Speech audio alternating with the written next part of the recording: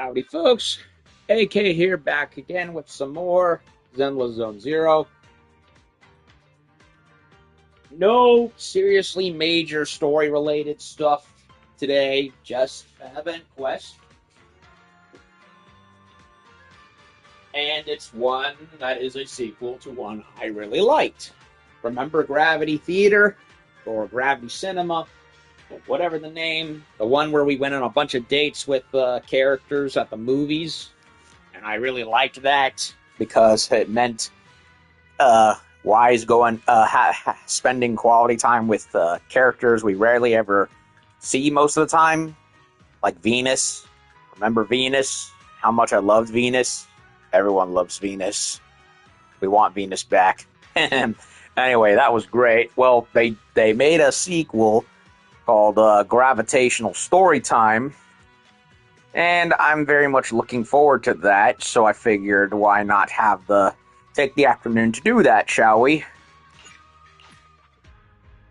And it looks like, I checked, doesn't look like it's locked by any number of days or anything like other event quests, so I don't think there's much to worry about on that front. So if I can, maybe I can power through it, and hopefully, unlike the first time, there won't be any crashes, because that sucked when it happened. So it looks like the first guest of honor is Milady Cecilia, my nice, busty dragon lady. Or sea dragon lady. By the way, I was feeling pretty pooped, so I got a fresh cup of coffee. I have one of my cats on me. You can't see her, but she's like looking at me like, hey, you're going to give me more attention? Yes, Foofy, I know. Don't give me that tiger-like face of yours. I see ya. See you leaking hair all over the place. Damn, you shed a lot. So frickin' much. Like a golden retriever in cat form. You know, we have a long hair cat who sheds less than you do. Seriously. Ugh, so much hair. So, anyway, let's get the theater time started, shall we? With my dates, with my busty ladies, the very friendly ladies, yes. Happy Gilded Carrot Day, welcome to Gravity Cinema. To celebrate Gilded Carrot Day, the latest film lineup, Gravitational Storytime, is now showing. Is that a special Gravitational Storytime? Is that a special playlist? That's right, we've carefully selected several classic-themed films spanning a variety of genres. We recommend inviting a companion to watch and discuss them together and enjoy our holiday discounts. Sharing a film with someone important side by side, this companionship is one of the Gilded Carrot Day gifts Gravity Cinema is happy to offer you. For your convenience, you can purchase all tickets for this event at the dedicated ticket machine over there. Collect all the special ticket stubs from Gravitational Storytime to redeem extra rewards. Rewards, you say? Hope these wonderful films add another shining memory for you and your companions, and enjoy the show. Thank you, cutie patootie with the white bow. Catch a movie with Cecilia. Yes. I think I will.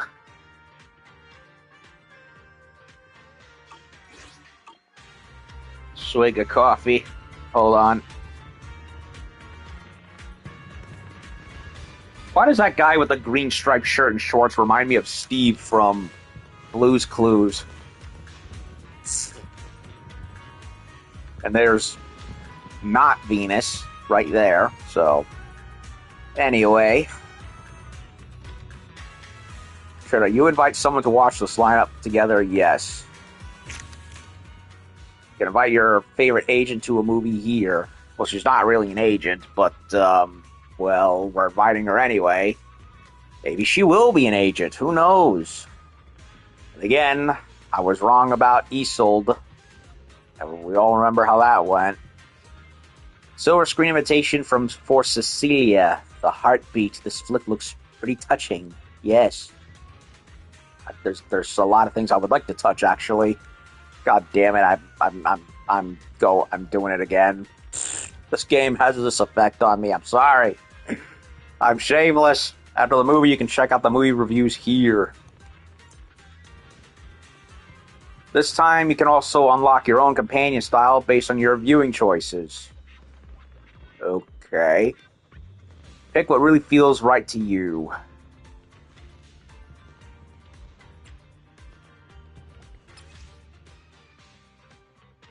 So, Cecilia, Jane, Yishwin, Billy, and Seed.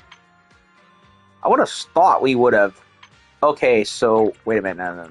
No. There's way more. Sissia is even here. Yuzuha, Lycon, Sweetie. Oh, nope. Nothing is date locked.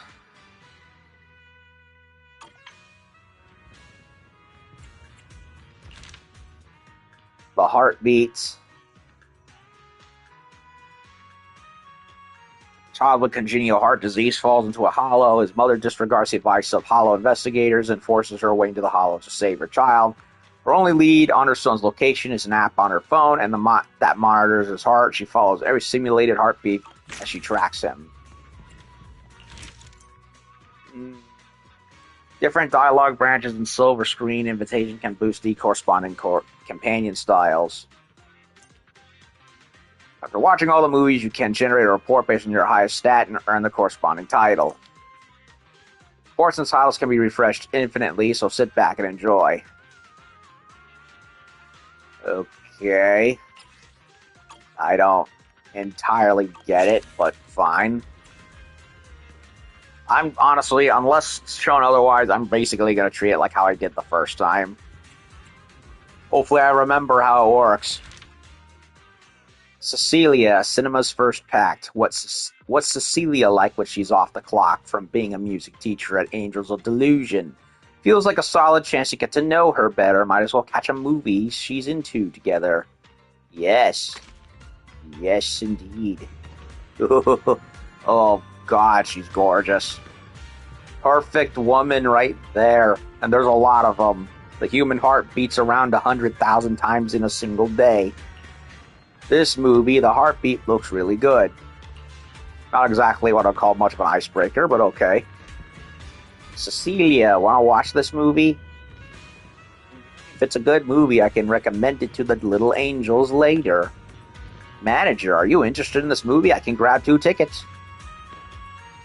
Thank you, then let's watch it together. Sounds good. I'll go get the tickets now. Hang tight here for a sec, manager. Foofy, why are you giving me that little narrow scowl? Come on. Can't do everything. Again, no camera, you'll just have to imagine it.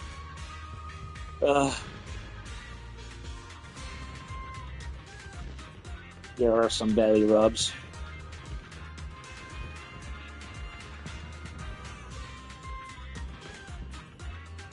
Okay.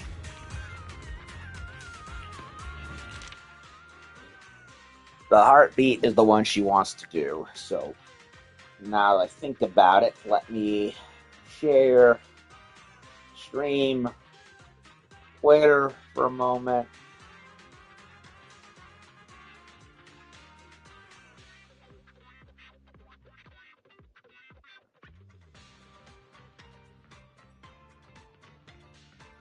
Okay, now I've done that. Let's continue. Okay, so there is an optimal path of who watches what. Child with congenital heart disease falls into a hollow. She follows every simulated heartbeat as she tracks him down. Oh, I read that already, so it's the description of the movie.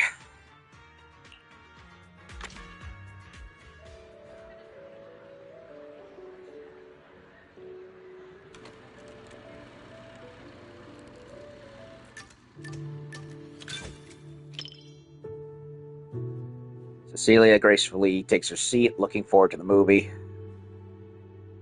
Still some time before the movie starts.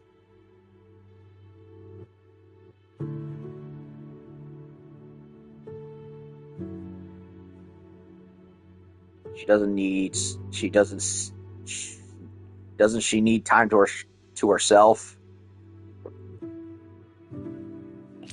Me? I thought Manager would be more interested in hearing about the Angels of Delusion. I recently learned a special little craft from Suna. She really likes scented candles, so I ended up making some for scenting clothes, too.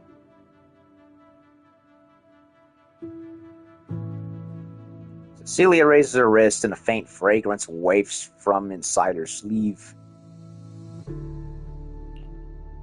So, what do you think? It's a calming scent, right? I made quite a few. I can give you some another day, Manager.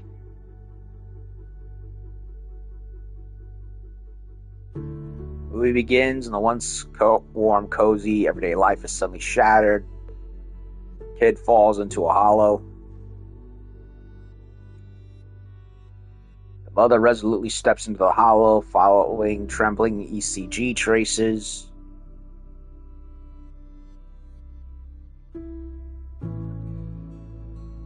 Separated from investigator and cornered against ruined walls, she finds herself surrounded by ethereals with nowhere left to run.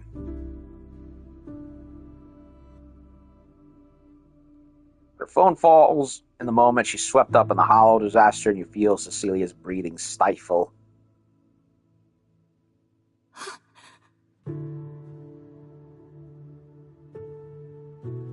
Oh, is that so? I once had a cameo in a movie before, and I recall the director mentioning something similar while explaining the scene. Creating sudden incidents to recapture the audience's attention is a tried and true technique in story design. I got too caught up in the moment and completely forgot about all that stuff.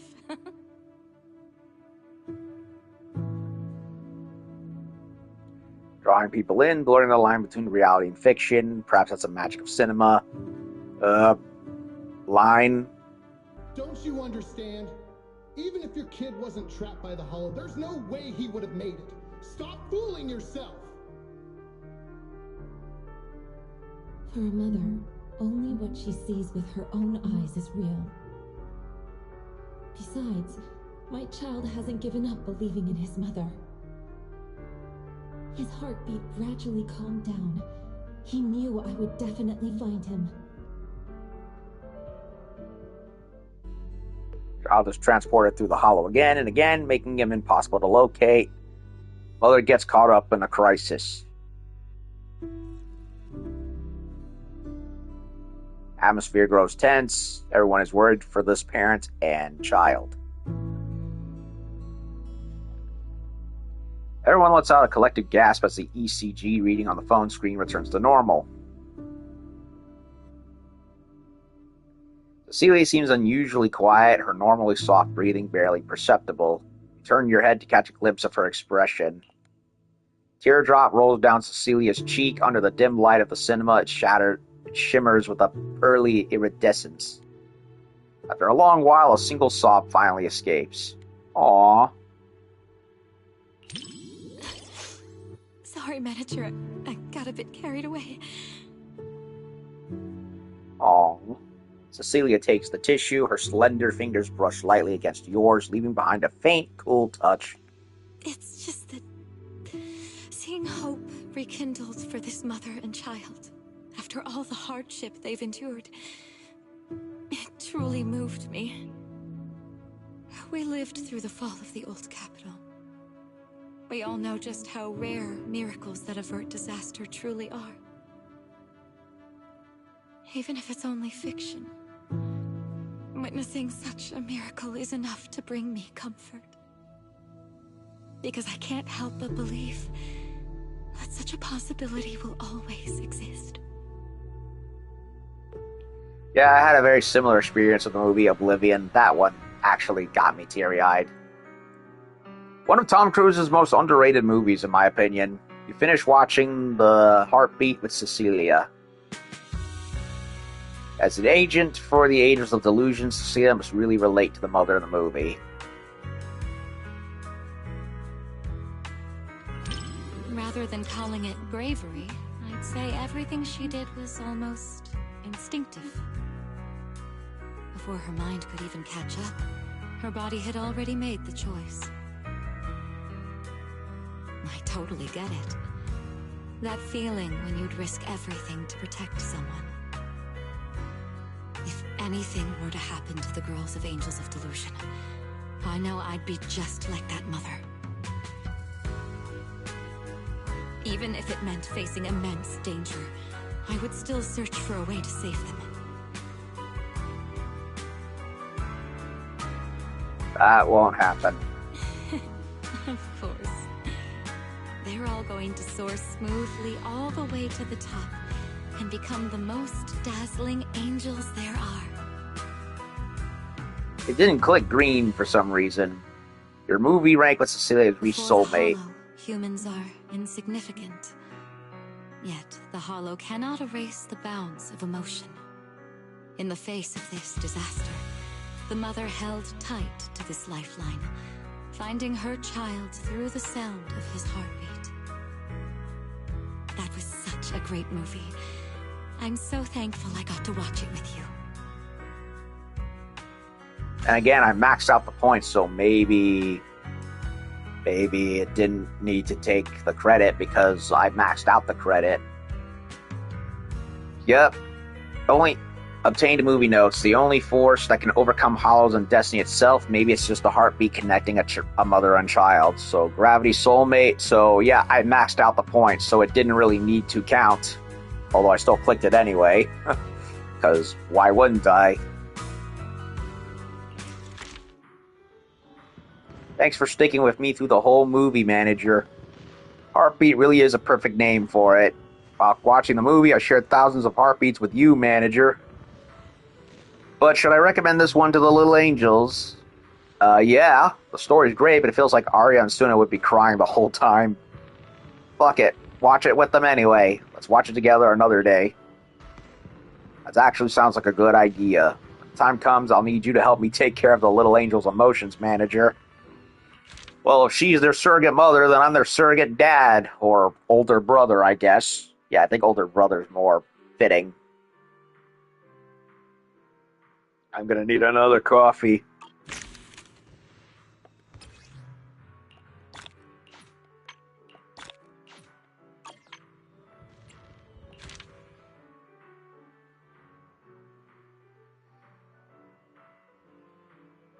Same stuff. Tench's portrayal of the house is equally praiseworthy. The movie's kind of pulling strings and emotions here and there, but still lost and cried my eyes out. I voluntarily did a whole week's worth of chores for Mom. Good boy.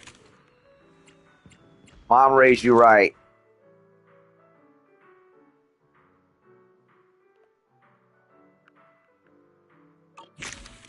Okay, so now Jane is next. Jane's daily work must be pretty tough. Take this chance to pick out something light and fun to watch together. Share some quality screen time with her. I always heard that Coffee Mate is a really cute movie about a sweet, gentle coffee machine falling for an adorable customer. I would have equipped Jane with the alternate costume, but sadly I do not have Jane, so that'll happen eventually, I guess. Such a cute movie. You haven't already watched it with some other cute lady, have you, Manager? I am the video store manager, after all. Relax, cute little manager. Whether you've seen it with someone else or not, matters to me is that watching this movie with you will be a precious memory for me. By the way, I could, Cecilia's dragon ear fins are in fact ears. You can see the ear cavity at the base of the fins, so that's a nice little detail. Whether you've seen this movie with someone else or not, you'd better treat watching it with me as something truly special. Just like how, no matter how many customers come and go, Angelina is still one of a kind to Mr. Rock. Theater, darkness will be perfect for hiding that little blush of yours. Why do I get the feeling she's already seen this movie? So, Coffee Mate, take the time, and the time it takes to enjoy that One cup of coffee, beautiful customer Angelina, and a coffee machine named Mr. Rob fall in love. This is no more than an ordinary love story. This is basically the same plot of Her, except gender bent the other way around.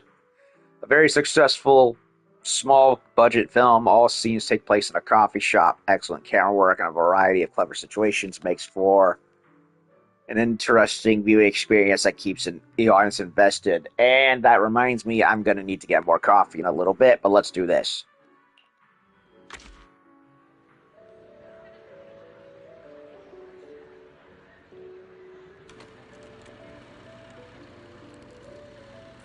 I still love how they're supposed to be sitting down, but they look like they're still standing. Jane's gaze drifts to the side. She's more interested in her companion's reaction than the movie itself. Well, that's a first. Jane softly hums a cheerful tune. Sounds like the jingle from a Coffee Mate trailer. She seems really excited about the movie. Maybe I should chat with her and see what she thinks of it.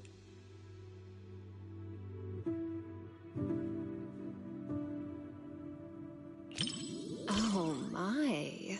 What a heart-fluttering question, my little manager. Romance, huh? Seems like a pretty foreign concept to me. So hard to understand. To be honest, instead of listening to someone's confession, I'd much rather secretly catch the sound of someone's heart skipping a beat.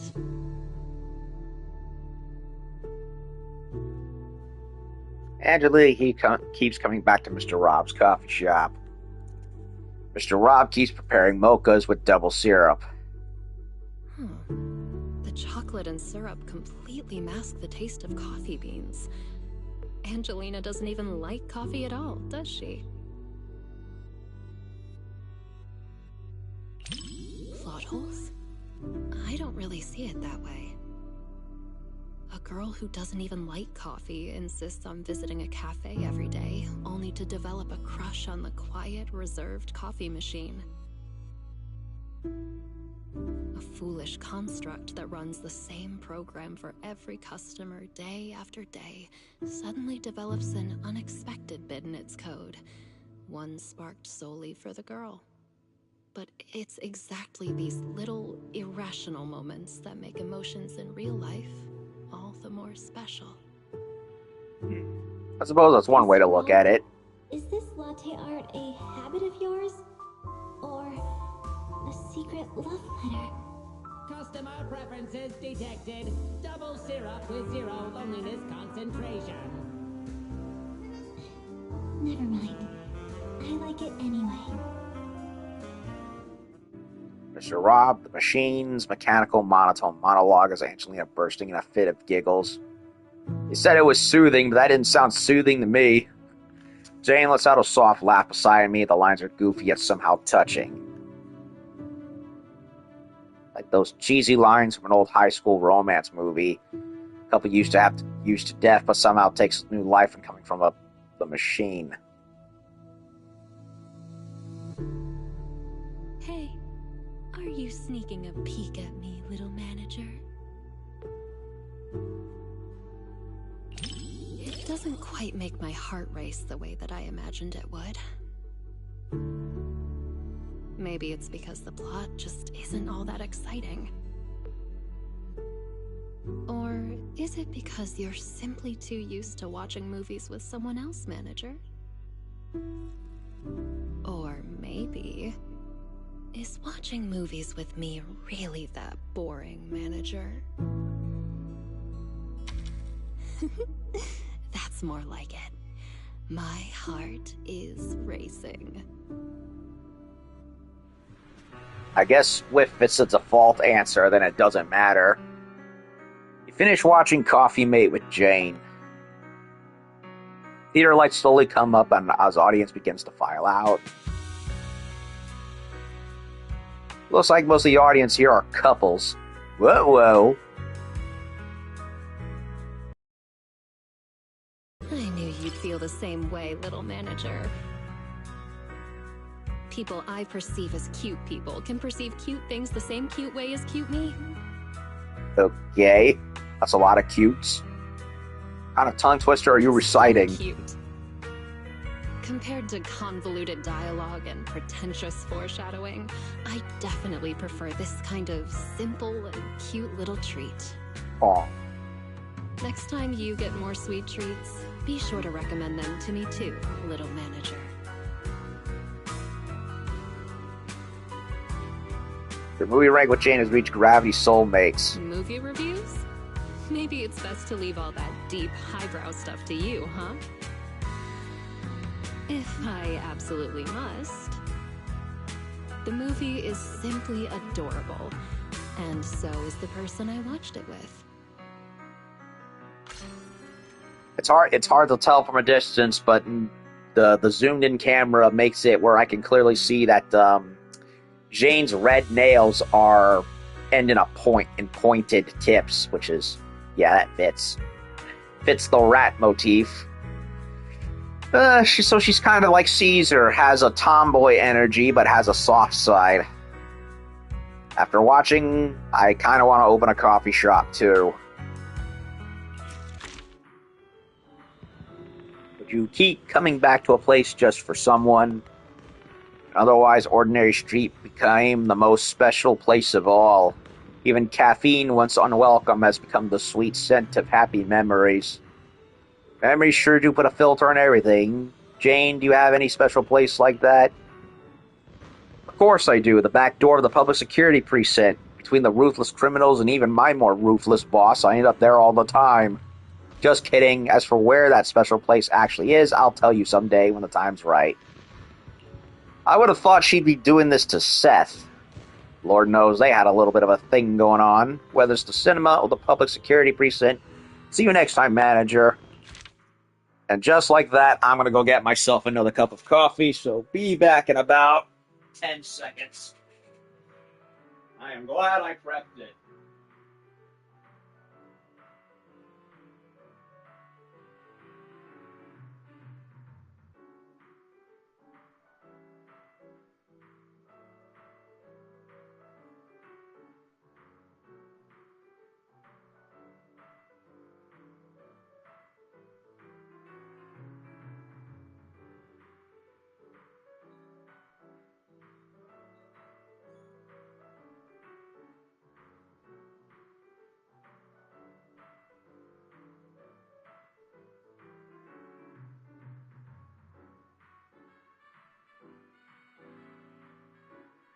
And I'm back.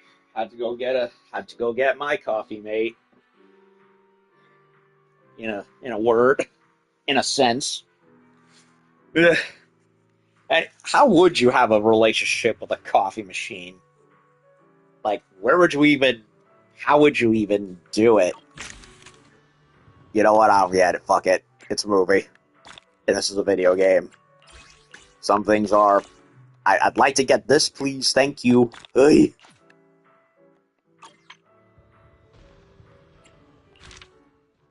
Coffee mate. No matter how many times I see it, always worry some customer's gonna fall head over heels for Lil 18. I kind of want to open a coffee shop. Somehow coffee from my machine tastes better than those fancy hand-ground blends from outside. Time to shoot a film about a perfect noodle buddy. Haunted Row Rouge. This flick is pretty solid. Ah, we've got Mommy Ishwin, do we? Yes. Luffy Sun God says, don't think about it. Yeah, bruh. Pretty much. Okay, now for Yishun, my lady. Shifu seems fine on the surface, but thinking back on everything lately, she's got to be carrying some serious pressure. Maybe a thrilling movie will help her unwind a bit. Yes. I'd certainly like to help her unwind, that's for sure.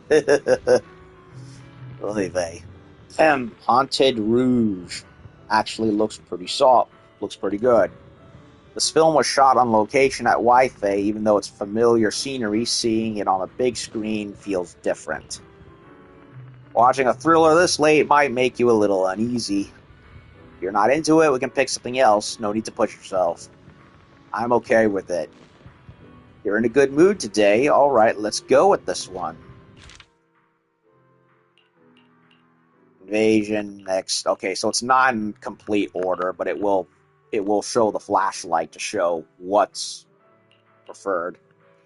Deep in the remote mountains of Wyfade, peninsula, an ancient mansion stands atop a steep cliff where a bride silently waits. She lowers her head as she whispers to you, "You've kept me waiting for so long." This sounds like the plot to the fifth Fatal Frame game. Maiden of Blackwater, I believe it is. Not the best entry, like, at all. The whole plot relating to the first game's protagonist was incredibly stupid.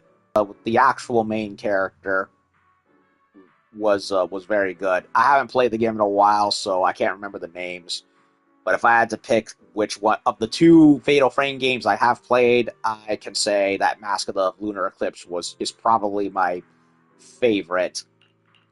Although I don't like how the first character gets the majority of the screen time wrapped up, but the second character is kind of forgotten about, and the only way you would know she lived would be through playing the game on hard, and then you basically just get little snapshots in the credits. Like, come on. And then there's the remake of number 2, which came out, which I'm interested in playing. Don't know when and if I'll get to it, but I certainly want to give it a look-see.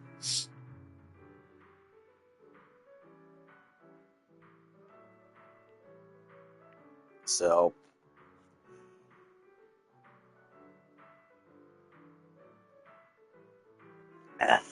coffee.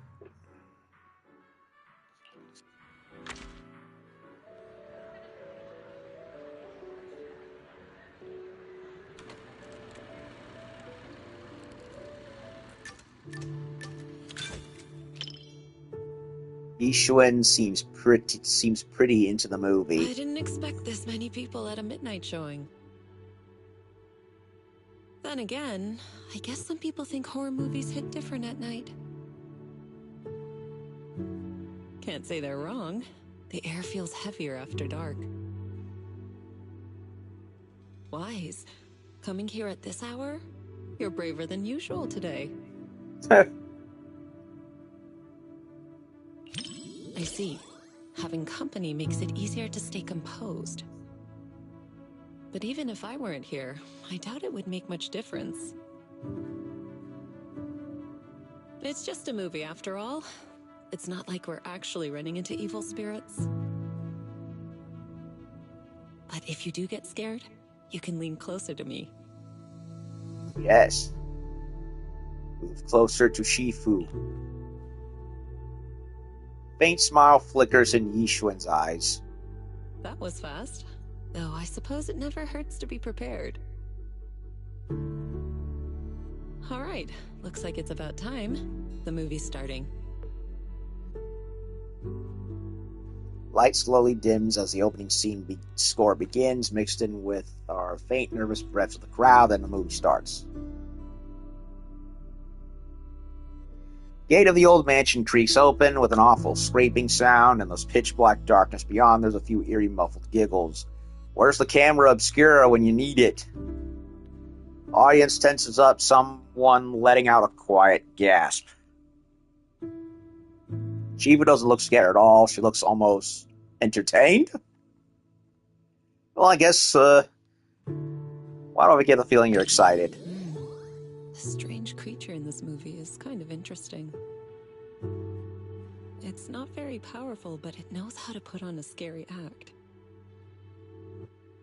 I was just thinking, what kind of techniques would I use if I ran into something like that one day? Or maybe I could let you handle it. It's good practice. Yes, something around that level suits you perfectly. Good chance to apply the techniques I taught you. What do you think, Wise? Quickly shake your head. Why are you scooting away? I'm just teasing. If something like that really appeared, I'd handle it myself. You have nothing to worry about. All right. I'll stop picking on you. Come back. Judging by the pacing, the main plot is about to unfold. You said some other guests were waiting for me in the lobby, but we're deep in the mountains. There shouldn't be anyone alive in this villa. Well, they aren't exactly alive. But it's also true they're waiting for new guests. Just like the 47 other guests before you. Wasn't this a movie that... You mean they all... Who are you? What is this place? Wasn't this a movie that Astra herself starred in, I believe? And that's her right there on the screen. And I guess when you're Yishwin and your day job basically involves killing H.P. Lovecraft monsters 24/7, you start to get desensitized after a while. In the second half of the movie, the story becomes more eerie. Some audience members start screaming.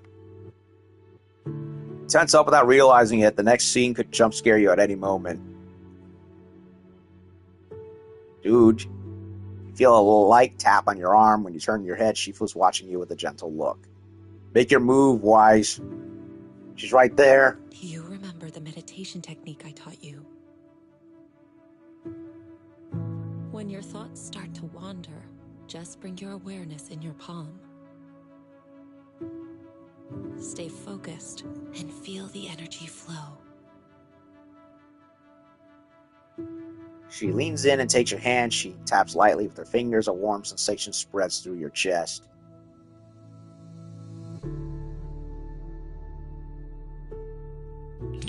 If you want to hold on to me, go ahead. As long as you feel that warmth inside, fear won't linger. Do you remember it now? If not, I can always teach you again. She knows what she's doing. Feeling better? Yes. Good. I'm glad to hear that. This movie is designed to take out people's deepest fears. If it ever gets uncomfortable, don't force yourself. Just tell me.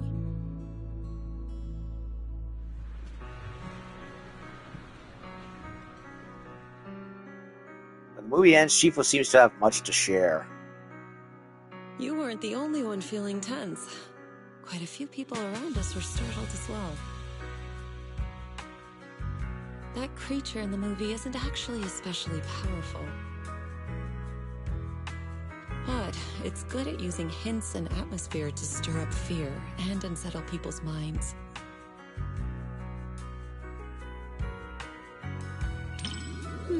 I wasn't scared, but I'll admit the plot was solid.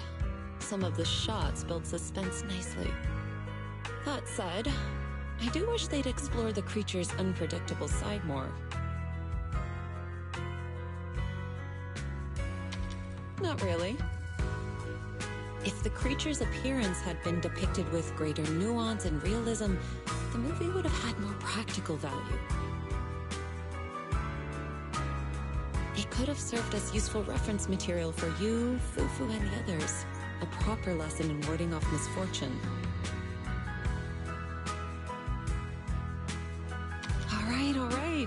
I'm joking. Don't want you to shake your head and scoot away again. You never. It's getting late. Watching something this intense at night is tiring on the mind and body. Once we leave the theater, you should head home and get some rest.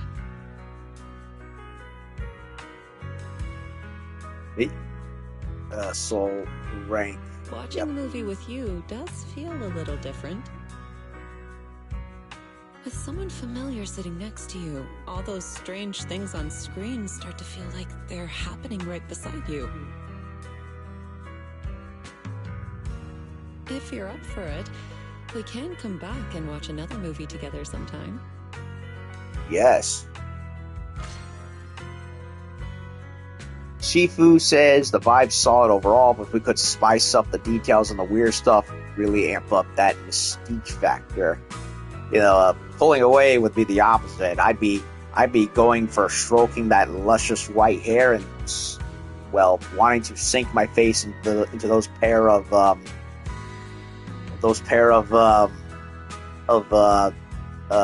you know what in front. It's getting late now. Time to head back and get some rest. I wonder if those scenes will replay in your dreams if you start feeling uneasy. I remember what you taught me, Shifu. Faint smile appears in the corner of her eyes. You're learning fast. A few more practice sessions and you'll be able to explore that old mansion in your dreams. I'll dream about going there with you. Open your dreams, just wandering around some dusty old mansion together might be a bit of a waste, don't you think? Why not use the chance to teach you some secret techniques I haven't shown you yet? Though that's only if you can actually dream of me first. Alright, that's enough chatting for today. It's getting late, so let's head back and get some rest. Next time there's a movie you want to see, we could come back here again. How about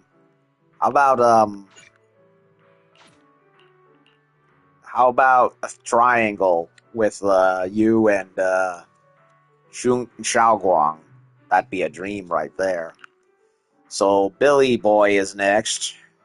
Of course, he wants to go see something Starlight Knight related. Knowing him, that's exactly what it'll be.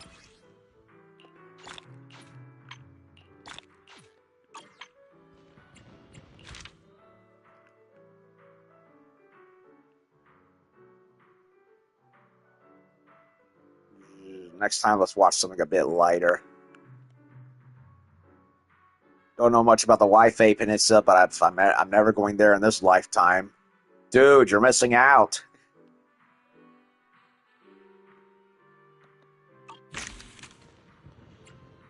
The view is nice and the babes are also nice.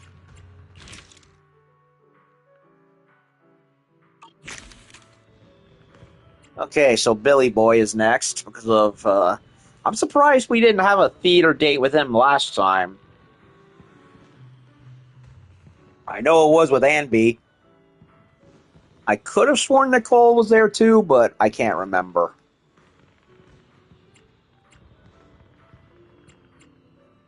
Starlight Knight, the first heroes. Wonder where I can get my hands on a signed poster from the director. Of course. I heard Starlight Knight fans only watch the series with their closest friends. If it's Billy, he'd probably want to watch it with me, right? Knowing him, it would be an immediate yes. Oh, Proxy, you're here for the premiere of Starlight Knight, the First Heroes 2? You have no idea how long I've been waiting for this movie. Sure, it got delayed like a million times, but I finally lived to see release date before my circuit's completely rusted out. I'm suddenly really hyped. Absolutely right. Let's start our heroic journey right here and right now. No time to hesitate, Proxy. Let's get inside now. He is Deadpool with the personality of a 12-year-old. I mean, let's be honest. But we love him for that.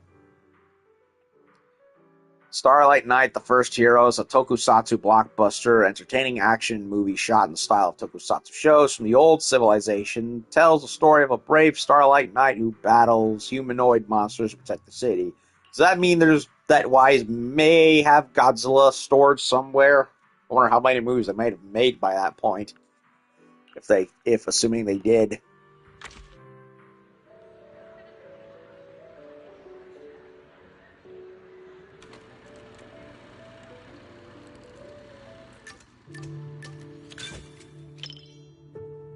Billy's sitting up straight in front of the big screen, clearly excited for the movie. Oh, he's sitting more than straight. He's standing. Yeah, they're all standing. The movie hasn't even started yet, and Billy's already getting hyped up. Let's take this chance to chat about something he's interested in. Assuming he doesn't chat out the theater. Roxy, you didn't miss the previous Starlight Knight releases, did you? Starlight Knight Seasons 1 through 3, Starlight Knight The Other Night, Starlight Knight Awakening. The Other Night? Every single one is a masterpiece in its own tier! Yep, he's a fanboy. Movie stars, this one seems different from all the previous ones. At the beginning of the story, the protagonists haven't even gained their transformation abilities yet, so it's Transformers 1, basically. Street thugs with bats and clubs were already enough to leave them battered and beaten on the ground. I took him and threw him on the ground. You quietly lean back in your seat in the dark theater. Protagonist heroic shouts echo in your ears. After each increasingly brutal hit, they still manage to stand up and support each other, and the thugs get scared and run away in a panic.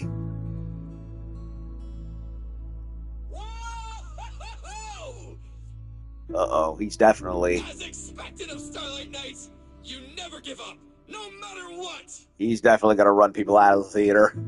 Hey, who cares if we can't transform? We're not fighting just to become Starlight Knights. You're just ordinary folks, but we all have a reason to find our courage. The Starlight Knights aren't fighting this battle alone!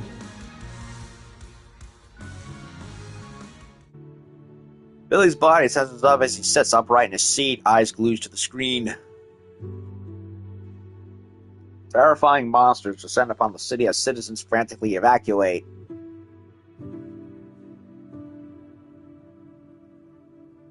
Even though the heroes can transform and fight at this point, their abilities seem far inferior to those of the enemy.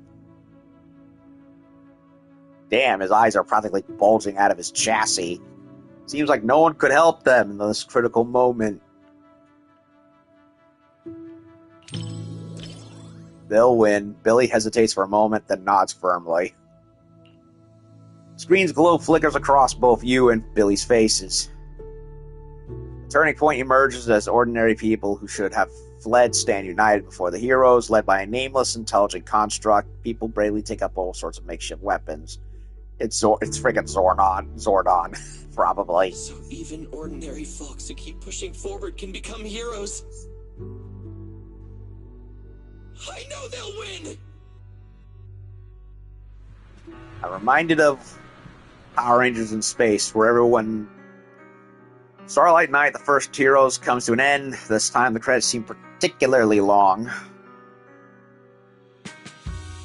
Billy remains seated, lost in thought after the movie is over.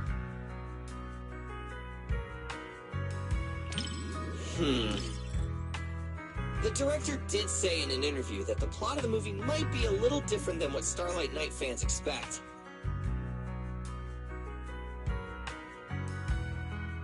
It's a story about the director's creative aspirations. But those ordinary citizens and that nameless intelligent construct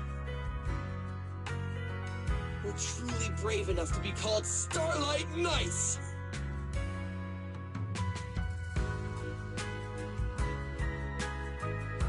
For all you Starlight Knight fans out there, this movie will definitely live up to your expectations.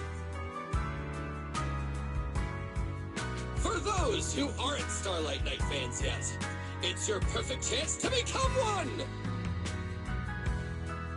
All in all, I highly recommend everyone to check out Starlight Knight, The First Heroes. As I was saying, I'm kind of reminded of Power Rangers in Space, where a whole bunch of people pretended to be the Rangers in front of the antagonist, Andromeda, in order to buy them time until the real Rangers showed up. Oh my god, so cool. Yes, he is. Yes, he is. Billy. Perfect score, brand new milestone for Starlight Knight series. Absolute must watch, gotta see it at least 100 times. Of course, you will see it 100 times. I can relate to that. Hee hee, watching my favorite film with you, Proxy, is something I'll never remember for a is something I'll remember for a lifetime. Excuse me. That's a bit much, Billy. Oh, Billy. You're right. We can watch plenty of other Starlight Night films together later. It's a deal then. See you, Proxy. Toodles. Ooh, Seed. We're getting Seed action, shall we? Yes. I miss Seed. Ugh. I'm still pissed that I got robbed from getting that character. I wanted her so badly, and I got robbed by the frickin' gotcha. Ugh. And I didn't have enough tapes to roll again. And the same happened with Alice. Seed can't come back fast enough.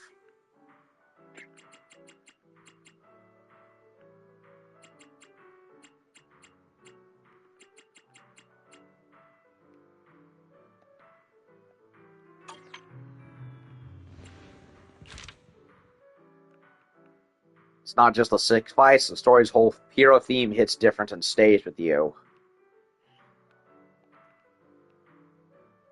Really hoping you can snag a full set of merch from this entry in the series. Not just some fan service flick, this one's packed with director's personal vision and ideals. Reminds me of Primitive War and Godzilla -1. Oh, I got her, but don't use her. Ugh, I could use her right now. Some of the more annoying fights in the game involve electricity. And I gotta say, the electricity-focused fights are the most miserable. It's like, fire does shit, physical does shit, ether does shit, but lightning, it's like, ugh. It's like it barely does anything. And I'm like stuck in the whole threshold simulator where they want me to use so-and-so characters, and I'm like, nothing is happening. Why do I even bother? So I could use a little seed buff right now. That, and I just like her character a lot. A whole lot. And I need her. I need her in my life stat. So 1, 2, 3, 4, 5. So 1, 2, 3, 4. Wait a minute. 1, 2, 3, 4, 5, 6, 7, 8, 9. So we're kind of sort of halfway there. Seed is always popping up out of nowhere and knows what she's been up to. Who knows what she's been up to lately. Now that I finally managed to track her down, let's catch a movie together. Yes. Oh, I hope she comes back soon, and then I can start taking her out on dates. Which, by the way, I need to catch up on dates for other characters.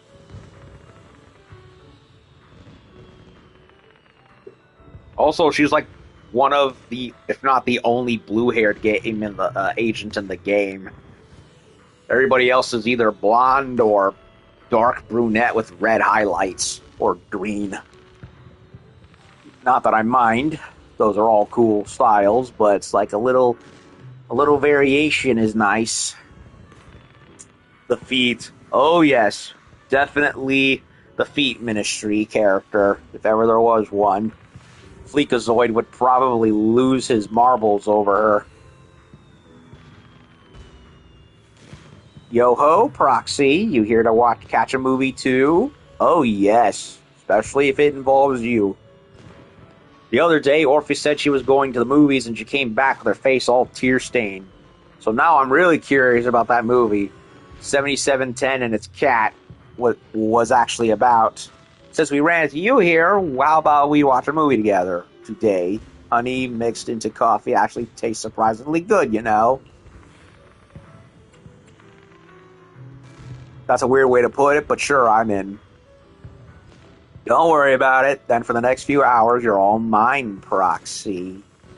Maybe bringing up your side job so much in public isn't a great idea. How about we use something that fits the vibe better for now? Let's head in, Wise. I liked Seed's agent story. I really did. Nihility. Or is it Nihility? I don't know. Fictional disaster movie based on images from the old civilization period. A scientist uncovers the possibility of a coming hollow disaster. Giving no heed to everyone's warnings, she tries to stave off the disaster herself, and she ultimately proves too weak. Excuse me. She ultimately proves too weak to stop the disaster. Oh boy. No, wait a minute. Wrong one. Wrong movie. 7710 and its cat. Based on true events, Bang Boo IGC 7710, abandoned by a hollow investigator, teams up with stray cat Katie in a misunderstanding-fueled hollow adventure and eventually finds a new master willing to take them in. I am so glad I did a double take because I would have picked the wrong movie and I would have been screwed.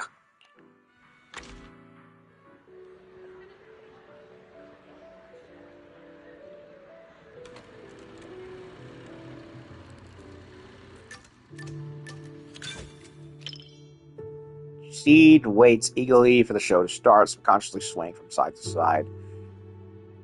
I prefer to call her by her real name, Flora. For Seed, who's such a home buddy, to actually suggest coming to the cinema, this movie must have something that really caught her interest. Bang Boo and its cat's hollow adventure, she's finally starting to understand life lately. Probably that theme that caught her eye. She has beautiful eyes, by the way. So you're telling me the story of a little Bang Boo teaming up with a cat to become New Eridu's strongest proxy actually happened? The proxy business is super competitive these days, but it really does make for one heck of a movie. Ooh, Wise, you look like you have something to say. Don't tell me that's not how the story goes. Characters match up with the plot. Since I was wrong, guess you'll have to watch this movie with me to help me understand. She's such a goober, I love her. Movie opens with the Bang Boo abandoned in the hollow by the investigator master, wandering alone. After encountering the stray cat Katie, it misunderstood its master's parting words, stay in the hollow with the beasts, and began taking care of the little cat.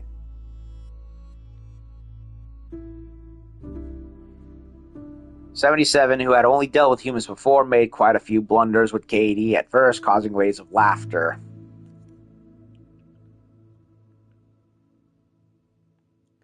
Seed seems pretty absorbed in it, but she's not smiling at all. Wonder what's in her mind. As the story unfolds, the cautious kitten Katie finally realizes 7710 means no harm. One rainy night, when 77 is running low on power, Katie brings it a discarded ether battery. You Seed let out a quiet gasp. When you turn to look at her, you find she's also turned to look your way. Your eyes meet, and her crystal-clear gaze, tinged with amusement, ripples like water, leaving you momentarily dazed. Awesome! 7710 and Katie finally understand each other. Looks like Seed wasn't smiling because she was worried about things were developing. She was worried about how things were developing between the character and the Bang Boo, and the cat. Yeah, it feels super emotional to you too, right?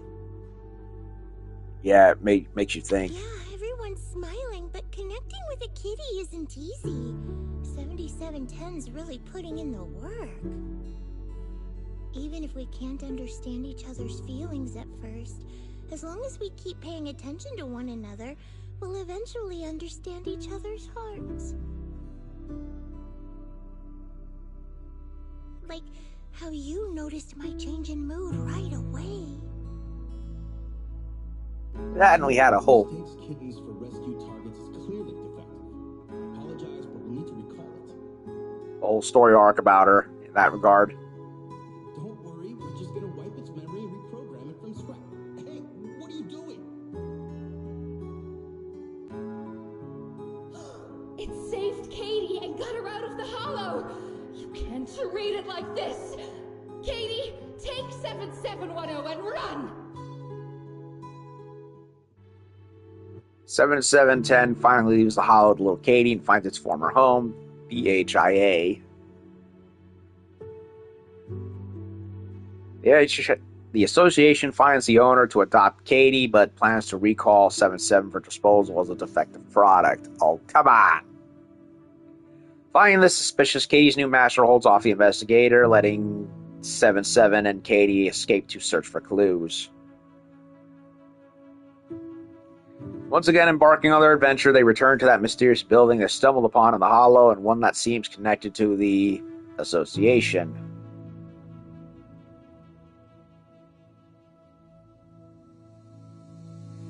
$7710 and Katie find themselves in an epic chase scene, evading the investigator on their tail. Audience gasps at the thrilling escape, and at that moment you feel Seed tightly gripping your hand. Seed is absorbed in the movie. Maybe I should encourage her to express her feelings.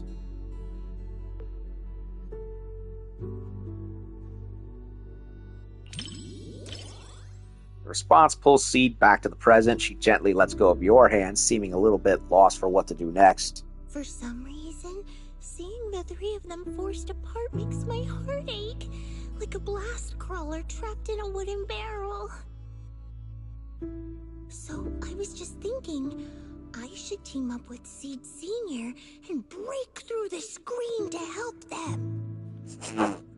Calm down, just a movie. Yeah, I know. Everyone told me the same thing when we watched Don't Touch together. Besides, results that come after hard work and trouble are way more meaningful. That's something I only recently came to understand.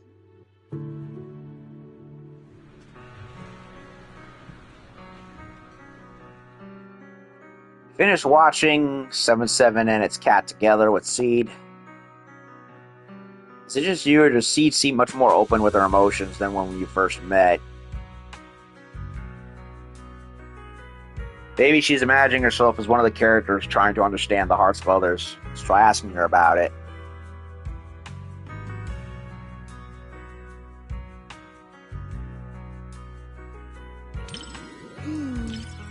Are you more interested in the little kitty?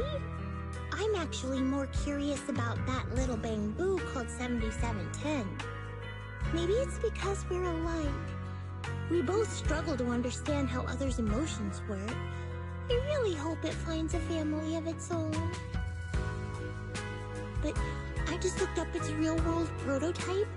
In the end, it was recalled by the association as a defective product. So I guess people are more interested in a kitten that can feel emotions than a defective product, huh? Lots of people love 77. Don't be fooled by appearances. New Eridu is the kind of place where even a Varus can have a fan club.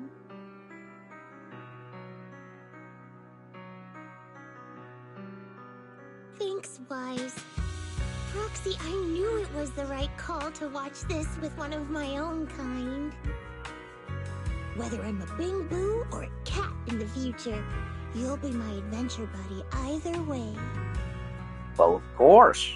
Oh, yeah, even when we're not in public, I want to keep calling you Wise. That okay? Yes, with my blessing. She's speaking in fricking bangaboo terms. I have yet to get a single answer wrong, so I'm wondering if any of it matters or if I'm just getting lucky. I do wonder how it would have been if I chose the bamboo answer at the end. But it came out as green, so clearly something went right. Oh, I love Seed. Or Flora. I much prefer calling her by the name Seed Sr. gave her, Flora. It just feels more right. But, My heart's racing like it's on a roller coaster. What a movie. Now I can see why Orphe ended up in tears. You feel the same way, Wise? Proxy? Back to the original nickname, huh? This name's not making a comeback until you agree to watch another movie with me, Proxy. Next time you better be the one to invite me. Again, I love this character.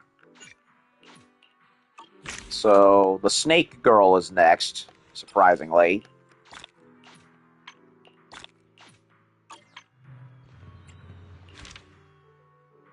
And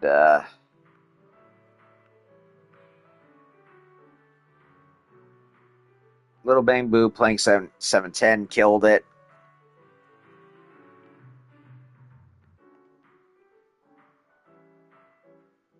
Katie looks like my troublemaker at home.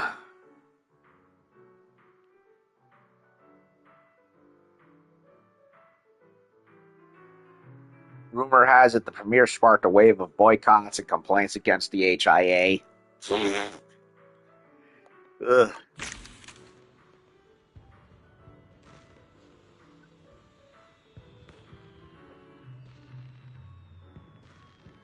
The answers kind of do matter.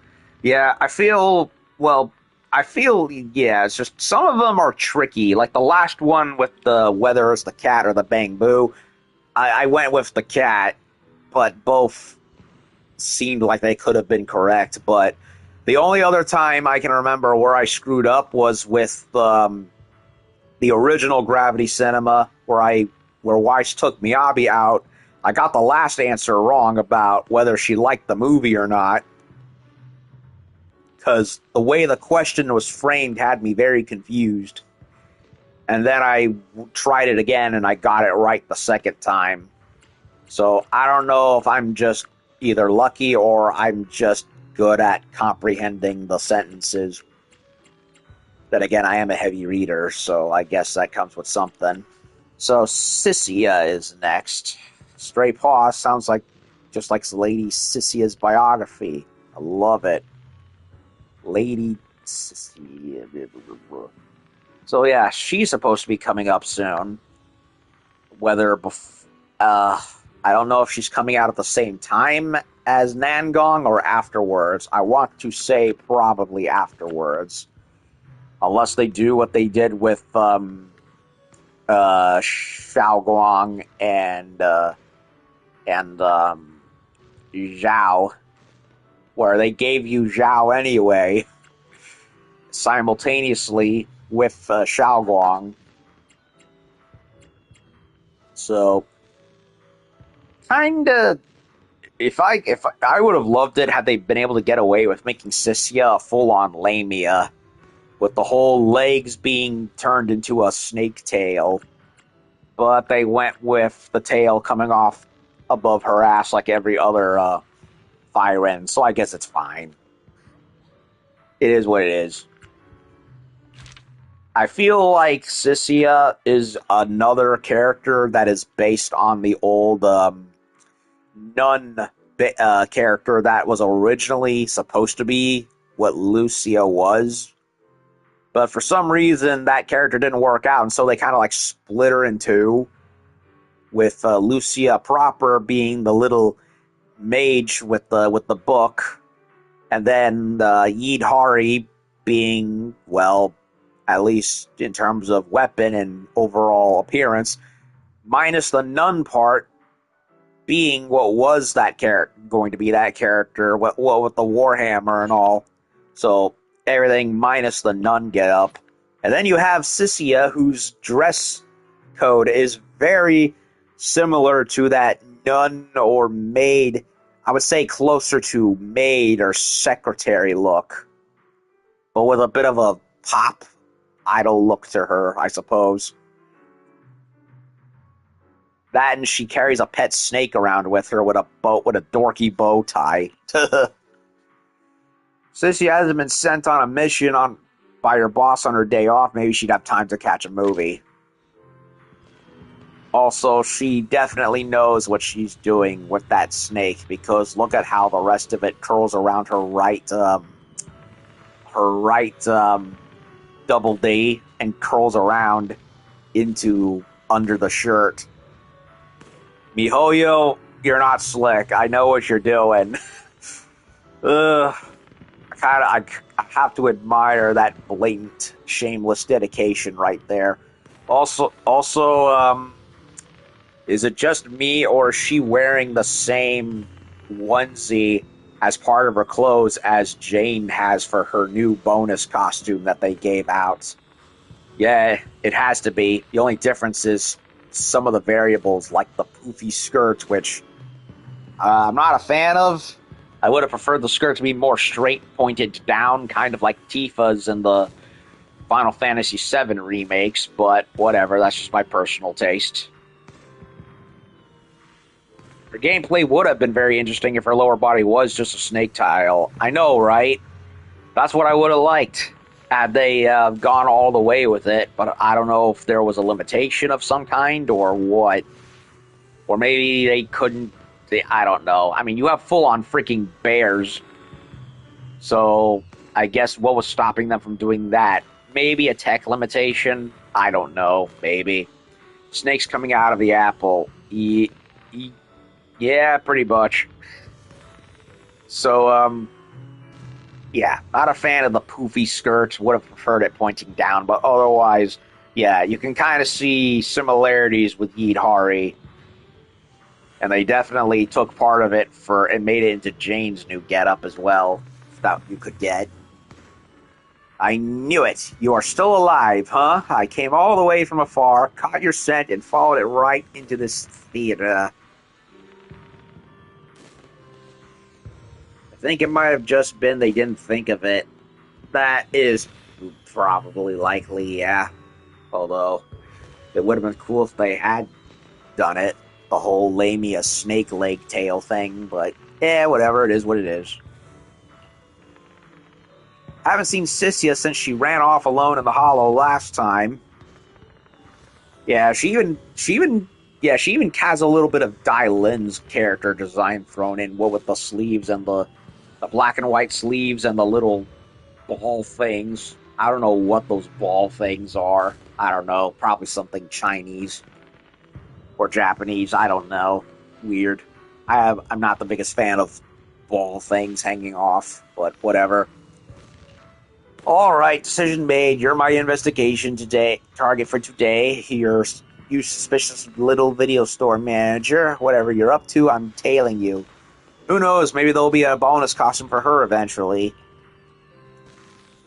I'm gonna watch a movie. Want to watch it with me? Are you thinking of watching Stray Paws? The synopsis says a little dog wanders through the hollow, and the protagonist takes it and trains it as a rescue dog. Protagonist sounds like some sketchy city slicker with bad intentions. Yeah, I get it now. This is totally a horror movie. Story about a little dog and a human becoming friends. It's got no scary scenes at all. Oh, so they're friends? That makes sense. Back in the Outer Ring, I used to get sent into the hollow with stray cats and dogs to scavenge for food. Sounds like pretty much the same story. You'll find out once the movie's over. Oh, let's grab the tickets and head in already. I'm getting tired of standing out here. So, Stray Paws. Inspired by a true story of a stray dog wandering in a hollow, is saved by a kind soul and gradually grows into a top rescue dog who works alongside hollow investigators. Movie they wanted to see, yes it is.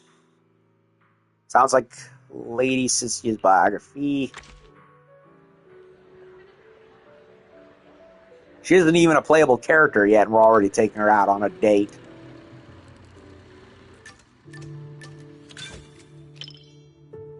Sissia runs her hand over the cinema seat, pressing down to test its softness. She keeps poking it and letting out satisfied sighs.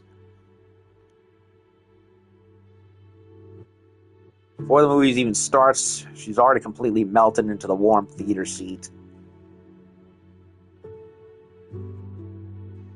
This keeps up, she might fall asleep. I should find a topic to keep her awake.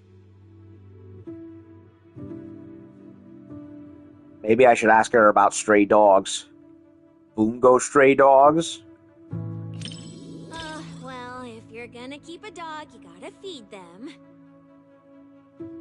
I'm a pro at this, and there's lots of different flavors of dog food. They're all delicious. I also know that dogs need to be taken out on a run every day, and the ones in the outer ring always bolt when they see me.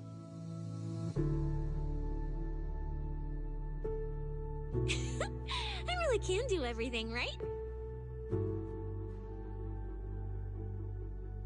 Movie begins. Ross, the protagonist puppy, first wanders alone to the Hollow, encountering dangerous crises from time to time.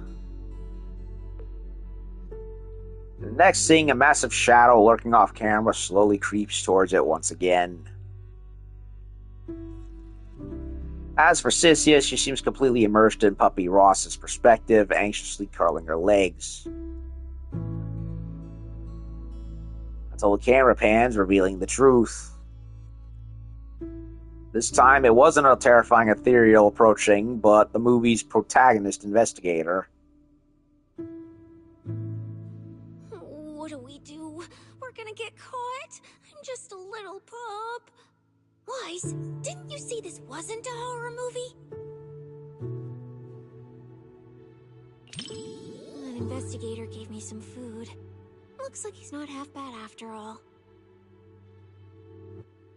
I can't get his scent through the screen, so I can't gauge his strength. But judging by how he walks, even if he were a bad guy, he'd be a pretty weak one. Then it's all good. It's too bad for him that he had to run into me. Looks like you're immersed. Immersed? You mean I'm thinking of myself as Ross? Yes. Like right now when his paw's being held, it gives me this warm, fuzzy feeling. What about you? Do you immerse yourself in the investigator's perspective too? Well, don't be shy. I can lend you my hand. When I pulled you out of that fissure, you were so scared that you wouldn't even touch a can of food.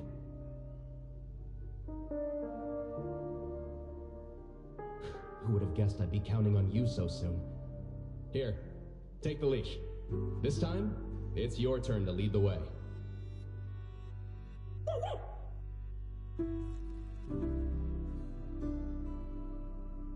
Investigator and the puppy Ross huddle together for survival behind an abandoned old car.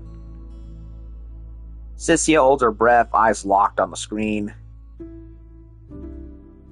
Little puppy Ross heads out solo with supplies to scout the route, carefully dodging dangers along the way.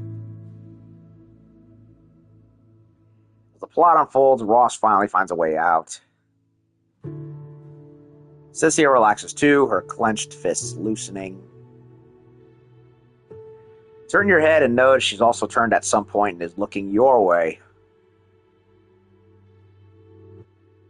So she's been quietly watching you for a while now. I heard a lot of people whispering to each other. So, since you're not whispering to me, doesn't that make you weird? Now I gotta talk to you, so you aren't weird. Oh, and in the movie, when the ethereal was chasing the main characters, I was thinking, if it jumps out of the screen, I'll wrap my tail around you and make a run for it. And since that's what I wanted, I decided to try it out. Why does she remind me of Ebiko? So, did you feel it? I almost swept you away with me just now.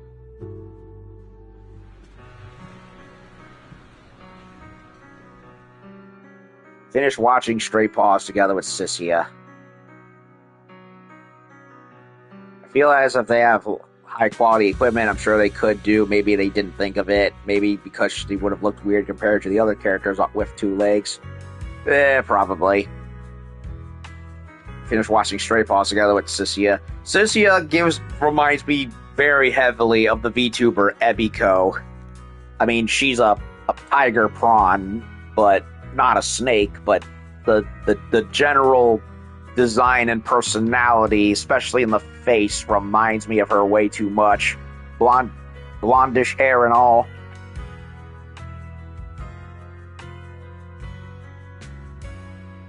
Having companions really is important. See, I didn't lie about it not being a horror movie. I can't understand the middle part at all. Even though the ethereals never actually hurt them, the investigator was still terrified? Well, yeah. Also, I carefully studied the reflection in his eyes. And there was nothing in front of him at all, let alone an ethereal. In the end, little Ross became a rescue dog and joined the Hollow Investigative Association. But honestly, the decor and layout of that place looks more like a public security precinct. Wait. So you're telling me that little puppy ended up in public security's hands? Oh no! Treating this like some detective story. Spotting these details is a piece of cake for me. If it wasn't for that, I wouldn't have been dragged into public security.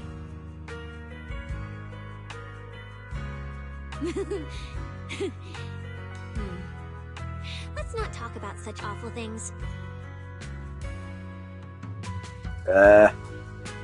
She breaking the fourth wall. This was a flawless success for our cinema investigation.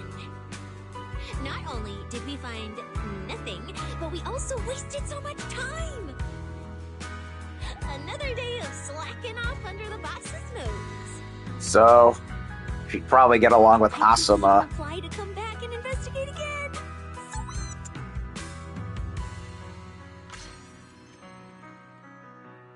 Yeah, she's definitely Ebiko coded. I can't unsee it. She's a maniac. And you know what?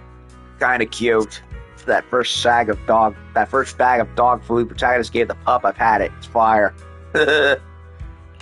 Yeah, she's cray cray, but adorable cray cray, if you know what I mean. Also, that snake is most definitely alive because you can see its tongue fluttering out and zipping back in and out of its mouth. Poor little Ross. I finally found an owner, and now it has to follow them into even more dangerous hollows to work. Talk about bad luck. Not like my little Chalky here, the one on my neck. Isn't it cute? Ever since Chalky became part of my family, I've never let it go searching for food by itself. Oh, so it has a name now, does it? Yeah, it makes sense. Looks like you're a much better master, then you'd better take good care of it from now on.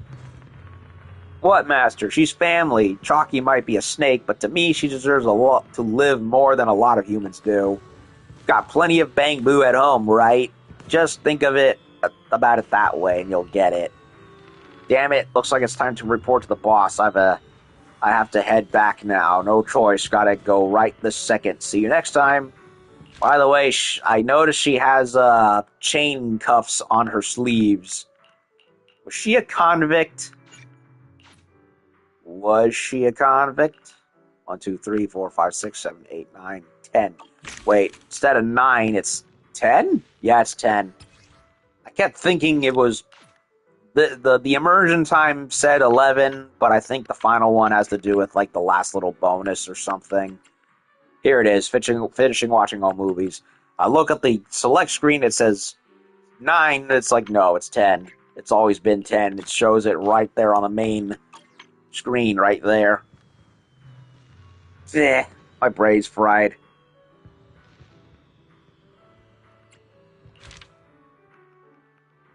Stray pause. Inspired by a true story, a stray dog wandering into a hollow saved by a kind soul. Reinforcing stereotype that dogs are way more gentle and lovable than most people. Sis, yeah, can't stop crying. I miss my little dog back home so much. Same old tricks, but they work. Who doesn't love a harmless little critter?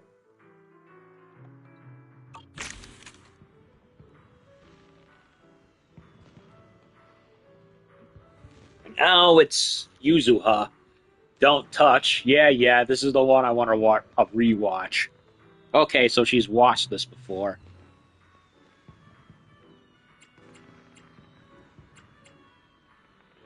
It's okay. I'm doing surprisingly well, all things considered. Yuzuha's schoolwork shouldn't be too much right now, so why not catch a movie with her and enjoy some rare downtime? Yeah, it's been forever. Forever since Fantasy Resort.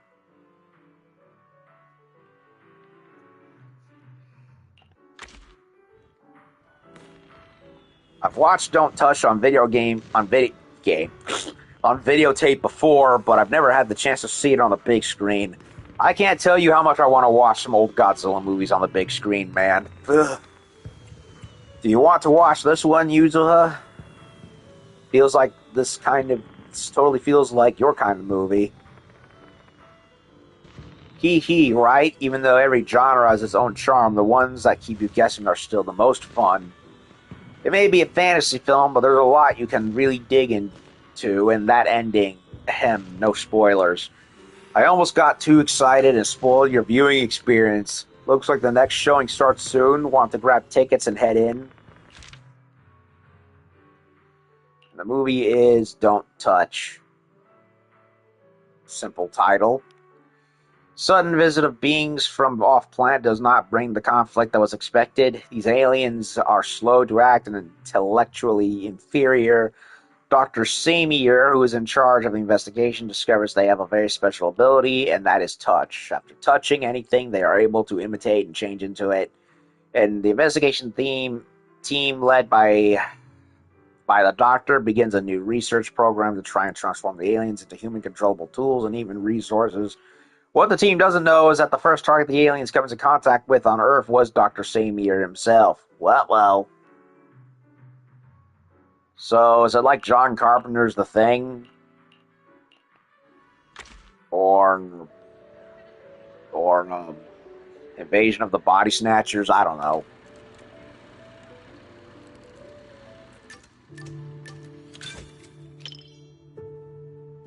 Yuzuha looks pretty excited, even though she's seen this movie before. She's still looking forward to it. Since Yuzuha has seen this movie before, maybe we can talk about why she chose to watch it again. But Yuzuha seems to really care about others' viewing experience, so let's avoid asking questions that might spoil the story. That's a big one. Is it that obvious? Well, why else would I be here for a second watch?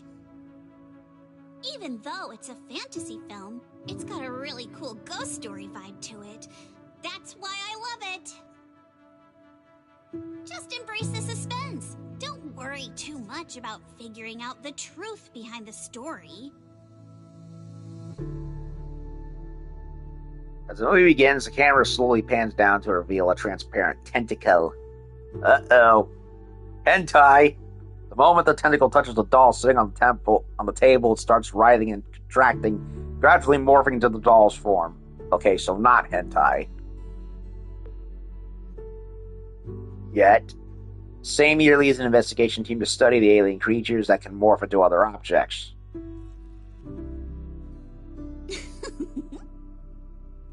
As the Doctor examines the aliens' tissue samples through the microscope, you feel Yuzuha giving you a sneaky poke. These aliens seem pretty interesting, huh? Wow, that's my proxy. You knew exactly what I was thinking. But they're good for a prank. But seriously, a creature that can transform into anything at will? That's what I call the perfect partner for pranks. I bet Karma will be jealous. You've got a point. The last time I went out to play with some cats, the little guy threw a fit for ages once we got back. But if this creature could morph into his favorite apple, maybe we could mess with Kama too. Wait, are these my memories? If so, how can I see myself in third person? That stirring stick that just popped out of my hand. It was like it had a life of its own. If this is a dream, it feels way too real. What are these aliens? Jumble of bizarre images come together, creating a dizzying collage. The Doctor's face keeps morphing under the fisheye lens, occasionally transforming to other people's faces. Uh-oh. And around him, objects are dancing, spinning, and swaying where they stand like a symphony of inanimate objects. Turns out, the doctor who's leading the investigation team isn't human at all, but the very same alien life form he was studying. He's been assimilated. But did the alien replace the doctor, or did the doctor never exist to begin with? Nobody knows. Looking over, you see Yuzo's expression gleaming with excitement, her eyes twinkling. She's completely mesmerized, as if she's been drawn into the scene.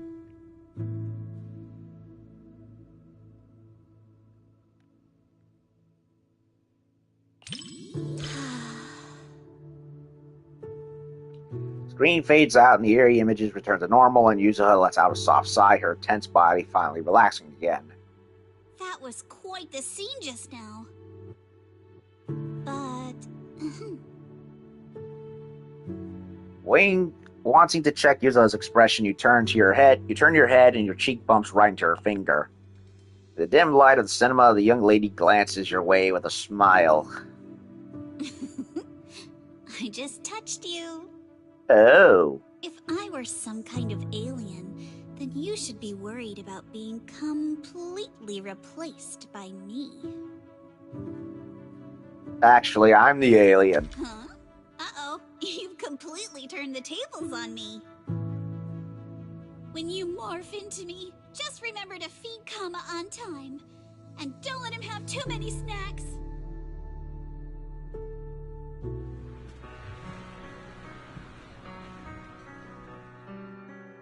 You finish watching Don't Touch with Yuzuha.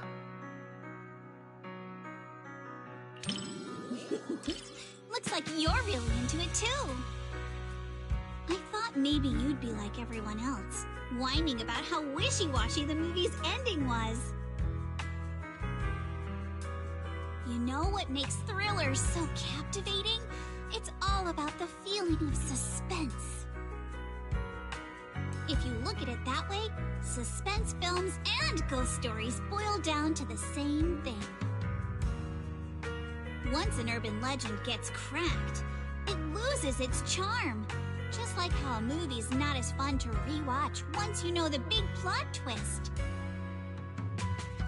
But movies that leave you hanging keep drawing people back to theaters, searching for answers. Stories like that are better than something you can figure out after seeing it once, right?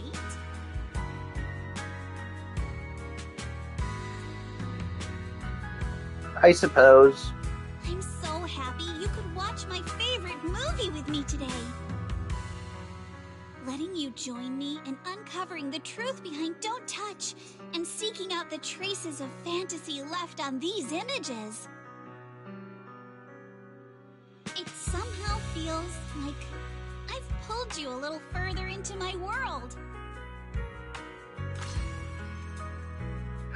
The truth we're seeking might just be a phantom of Don't Touch. There are so many things in this world that we'd better don't touch. Even so, we still choose what to touch.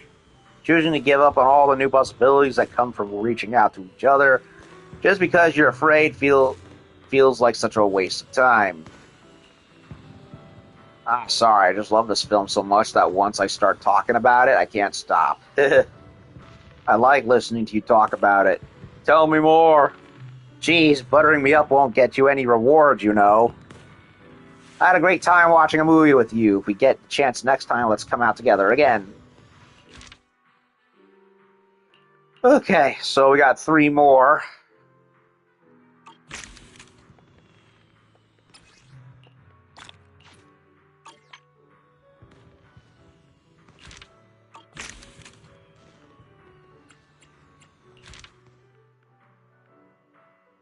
Not a horror flick, but it's got some serious creep factor going on. Labyrinthine masterpiece of a film. Watched it 100 times. Wrote my doctoral thesis on it. RC types. Can you quit slopping so many labels on suspense films? What's there to show off about? He still liked the movie, but he's like, hey, pick a genre already. Okay, so we have Lycon.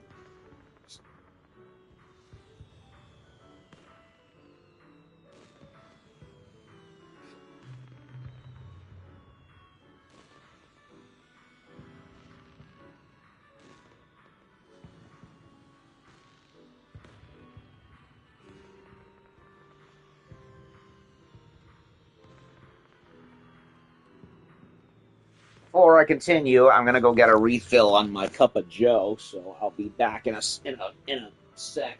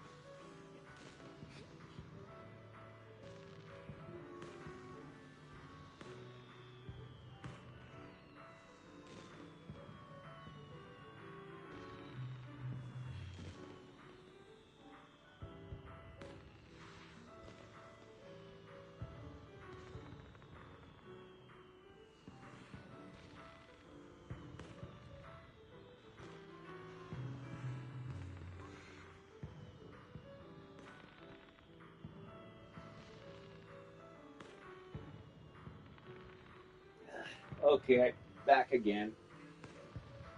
That's my third cup of Joe.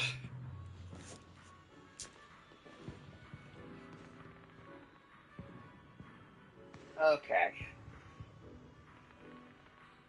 So, we got 3 more characters left, and then we're basically done, which I'm kind of surprised. I would have thought they would have had this separate into different days like previous event quests, but nope, I'm getting it all done in one sitting.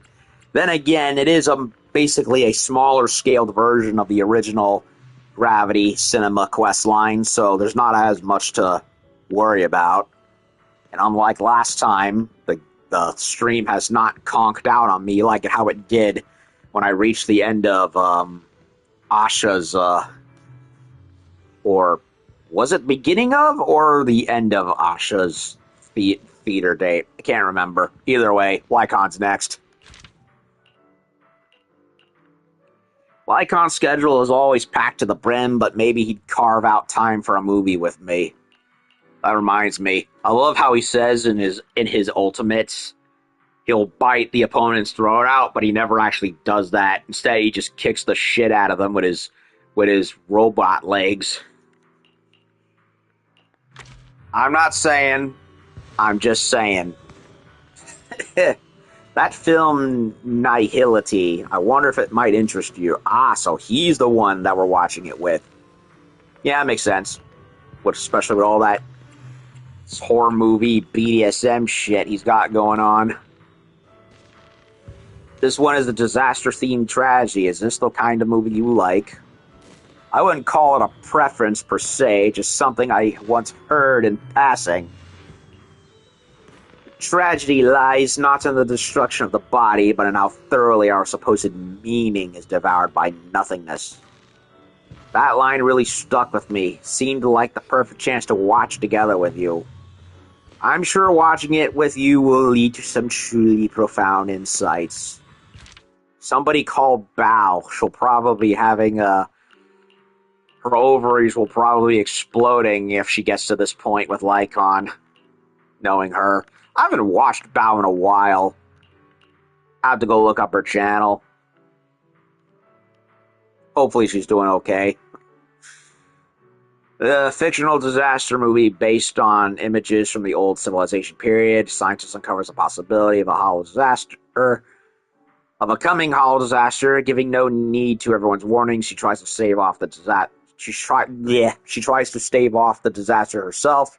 Ultimately proves too weak to stop the disaster. I already read it already, but since it's actually supposed to be this time, I figured why not read it again for the sake of it. And I love... Oh, wait. Invasion Next Gen and Nihility are the two with multi-genre tags. And yet, Don't Touch is still labeled with fantasy. That's funny.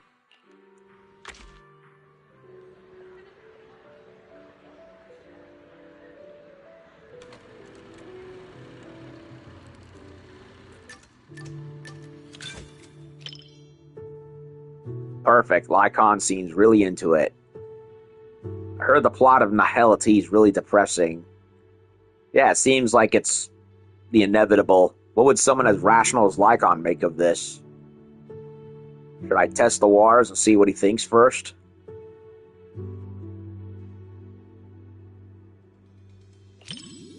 You needn't worry.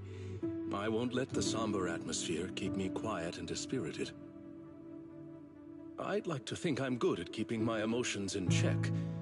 After all, restraint is a fundamental virtue. As a member of Victoria Housekeeping, one is expected to be well-versed in a broad range of subjects.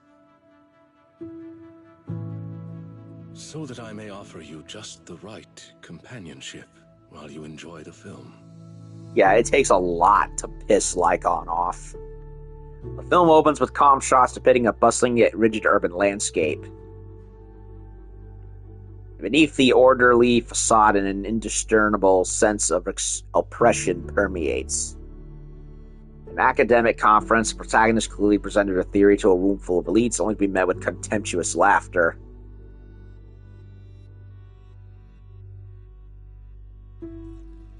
Camera slowly fades on her isolated figure. Her wild fantasy quickly cost her all credibility. She returns to her empty room, greeted only by the mechanical assistant her late mother left behind. Weary, the protagonist rests her head on the mechanical girl's cold shoulder, faint whirring of machinery humming softly from speakers. One with insights ahead of their era often meets not understanding first, but solitude. Indeed, it matters not whether one be flesh or forged steel. Once you've chosen someone, you follow them without reservation. Such loyalty itself may be enough to challenge the nihility. His voice is low, carrying a note of complexity. Yes, Spoofy, I'm giving you scratchies, as if he's also examining through the movie the same principles he holds dear. Stop terrorizing us with poetic metaphors. Science needs data, not wild imaginations. This isn't a gamble of probability, but a countdown that's already begun. We can't just turn a blind eye because it's beyond our understanding. When disaster strikes, let's hope those data models you're so proud of ring the alarm before my delusions do.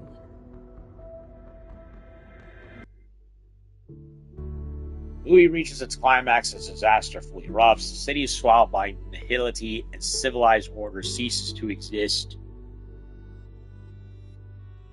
The protagonist and the mechanical girl activate the final device in the underground lab, trying to turn the tide. A massive wave of energy comes rushing in, and the mechanical girl resolutely channels the overloaded energy into herself. Final moment, she looks at the protagonist, her mechanical arm beginning to disintegrate in the blinding light. Whoa, boy. And for the first time, her optical sensors simulate an expression of tenderness on her mechanical body. Lycon seems to be moved by that, too.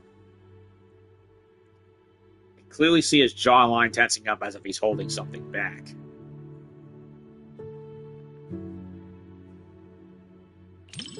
Apologies for letting you witness me in such an uncomposed state. This part moved me as well. Sacrifice. Seems like this is what she chose in the end. Her ultimate interpretation of loyalty. mechanical girl dissipates completely. At the same time, the protagonist is pushed from the basement and collapses at the edge of the world, succumbing to annihilation.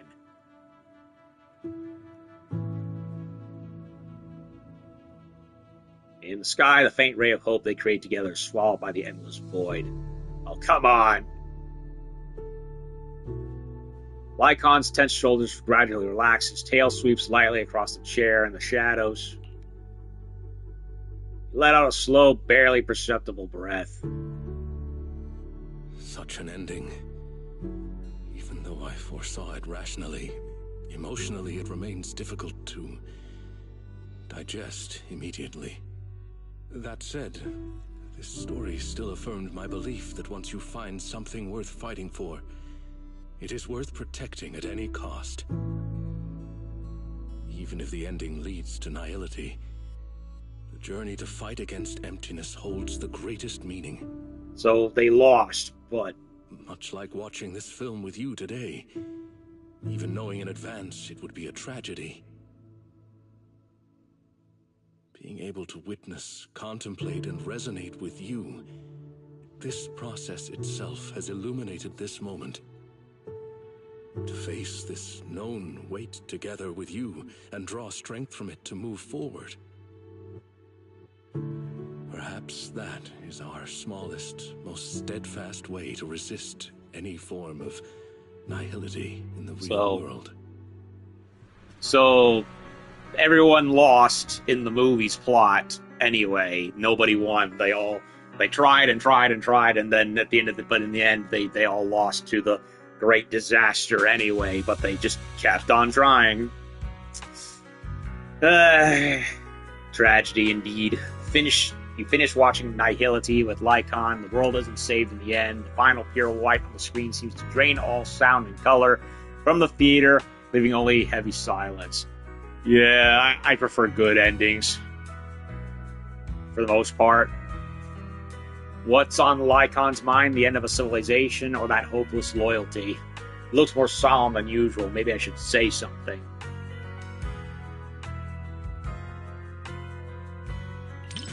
Yes, it is a work that completely denies hope. But it also compels the viewer to contemplate the meaning of any effort in the face of absolute nihility. What struck me most in this movie wasn't the disaster itself, but how our protagonist, the scientist, chose to bear the weight of the world alone after her warnings to humanity went unheeded. And the loyalty displayed by her mechanical companion. Theirs was a friendship transcending all programmed parameters. To walk a path you know leads nowhere, and to see it through to the very end, that resolve alone is far beyond any measure of victory or defeat. Thank you for accompanying me to see this film. It carried much weight, but I found it to be a precious and profound warning. It has reinforced my conviction that protecting such ordinary moments of watching films together is a mission we cannot fail.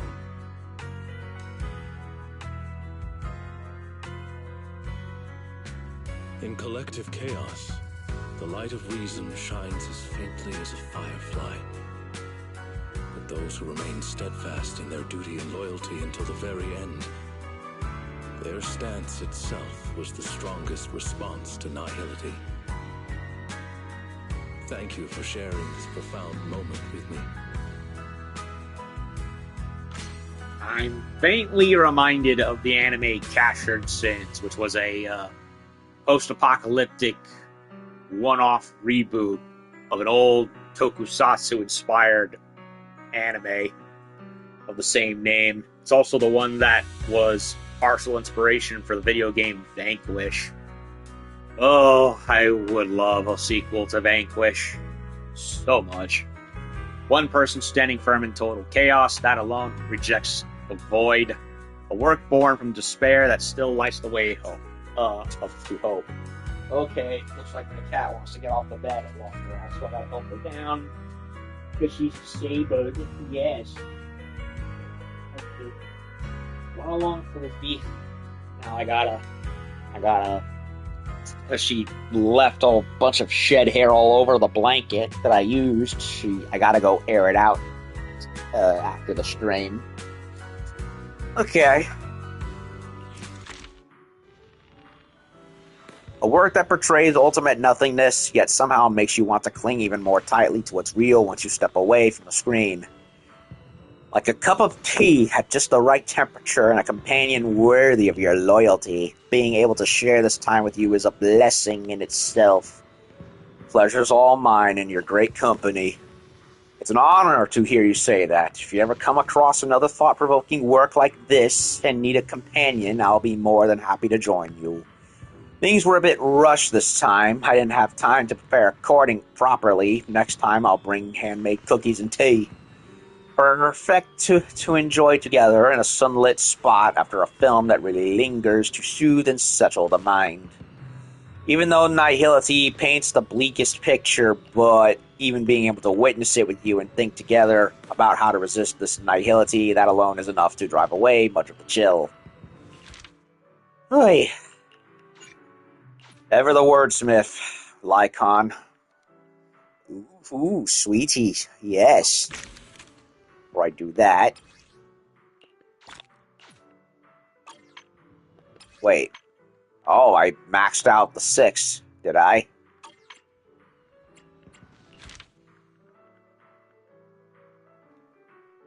Logic tells me this is a tragedy, but the choices the protagonist and mechanical girl make in the face of nihility somehow gave me the strange sense of calm.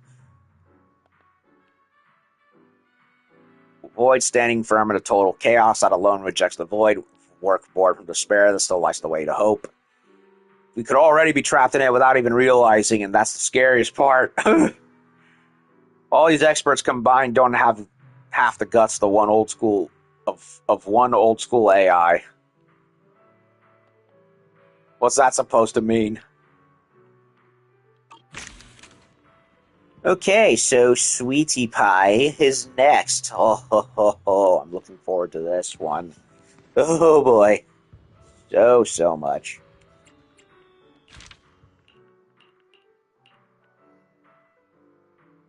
New Year Sweetie, yes. Jung-Cha Sin doesn't seem as swamped lately. If I asked Sweetie to catch a movie, she probably wouldn't turn me down, right? Oh. Well, this woman is perfect. Oh, little master, is that you? Running into an old friend far from home is an even nicer surprise than I expected.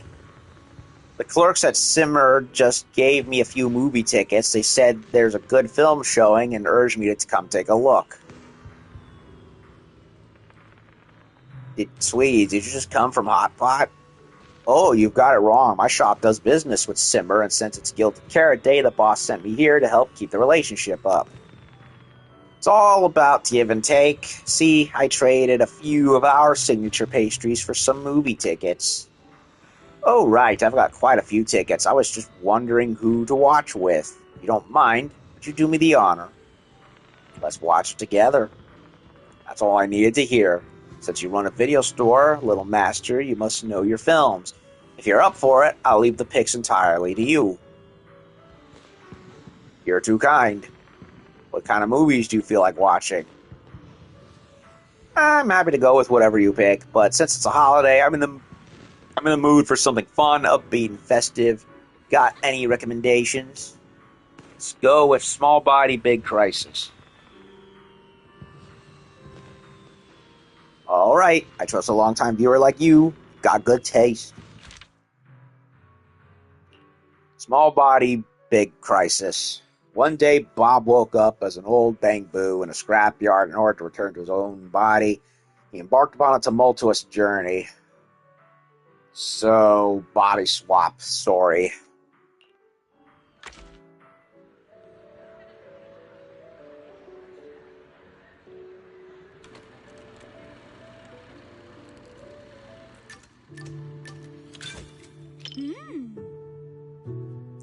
Sweetie glances around the interior with curious eyes, looking pretty pleased with what she sees. This cinema's decor is both practical and elegant. It's no less impressive than the banquet hall at Yum Ta Sin. And the snacks those people are munching on? It's gotta be... popcorn, right? I've heard customers mention it, but this is my first time seeing it for myself. It smells delightful. I bet it tastes great, too. Sweetie doesn't seem to visit the cinema much, but she looks pretty interested in the popcorn.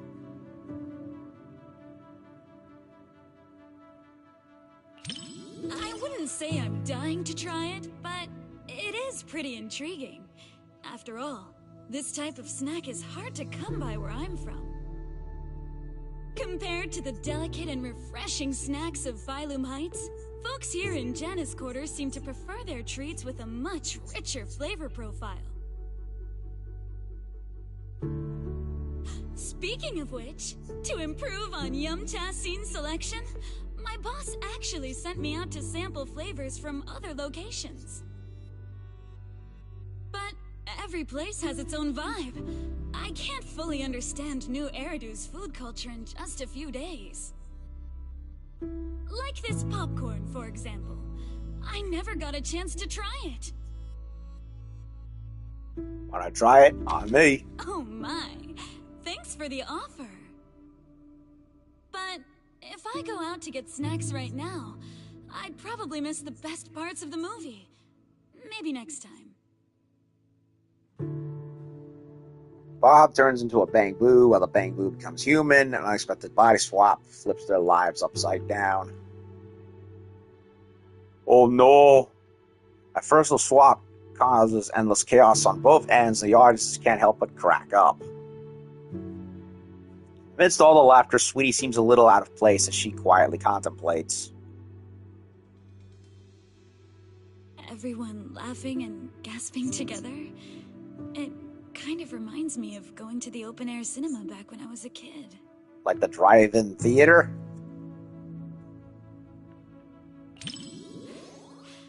I wonder if you've ever experienced something like that. It was super popular back in the day. Back then, there weren't many theaters around, so everyone would gather in the plaza to catch a flick. Movie theaters are pretty quiet, right? But outdoor screenings are a totally different vibe. They're always super lively. Snacking on sunflower seeds, chatting away, laughing together. It's chaotic for sure, but it evokes a warm, fuzzy feeling. But when the plot gets emotional, everyone quiets down all at once. Back then, I'd always quietly wipe away my tears in the dark. I was so afraid that someone would notice and make fun of me. So you got that side of you too, huh? Look at me running my mouth. You've got me spilling my childhood anecdotes just like that. It didn't destroy my image as the model Yum Cha Scene employee in your eyes, did it? Absolutely not. Made you more endearing, in fact. Oh no! Oh no! Oh no!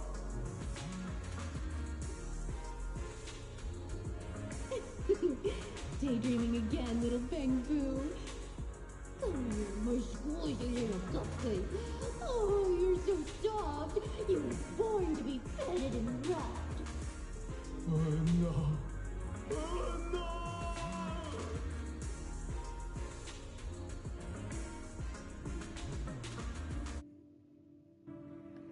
Bob finally tracks down the Bang Boo possessing his body. Turns out it lost his job and ended up slinging plates at a diner. Being terrible at communication, it always ends up stirring trouble, yet it somehow always manages to unexpectedly pull off a flawless fix every single time.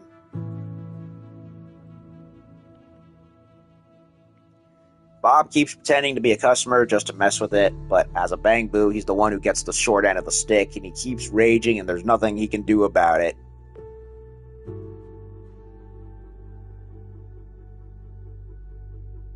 Glancing over, Sweetie is laughing so hard that tears are coming out of the corners of her eyes. Maybe Sweetie would rather talk about the movie than chat about work.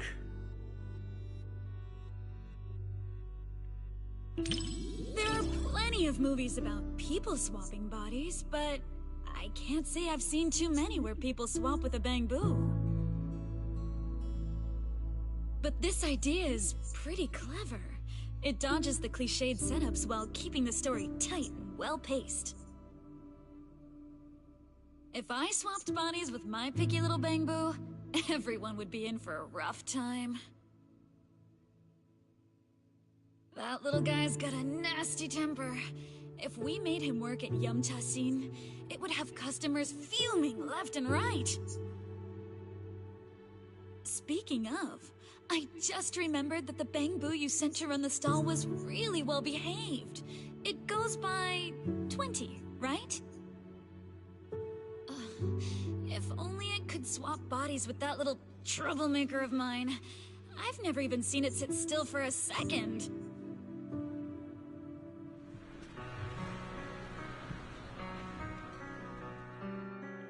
Finished watching Small Body Big Crisis with Sweetie. In the end, Bob and the Bamboo return to their regular daily lives. But this daily life is different from before. They've reclaimed something precious in their hearts, a passion gained from living another life. Thus, this opens up a brand new chapter in their stories. The end credits start to roll and the audience begins filtering out in the cinema. Sweetie stays in her seat and a faint smile still lingering on her face. And her eyes are very bright, too. Sweetie's still glued to her seat. Guess she really enjoyed the movie. Maybe I should ask for her opinion.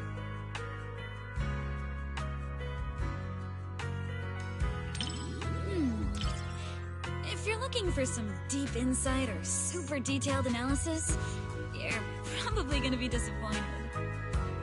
My take? It's loud, it's lively, it's got heart. It left me with a sense of happiness inside. What a vivid description. You think so too? I thought you'd find my take too simple. To me, movies are like dim sum.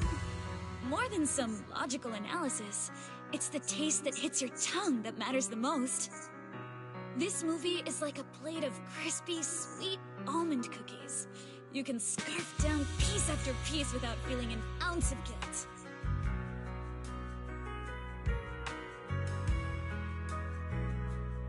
It wasn't a big-budget blockbuster, nor was it a martial arts piece that is all the rage in Wi-Fi Peninsula. It won't stick with you forever, but it provided a carefree and enjoyable time while it lasted. Thanks for the recommendation. This little snack really hits the spot.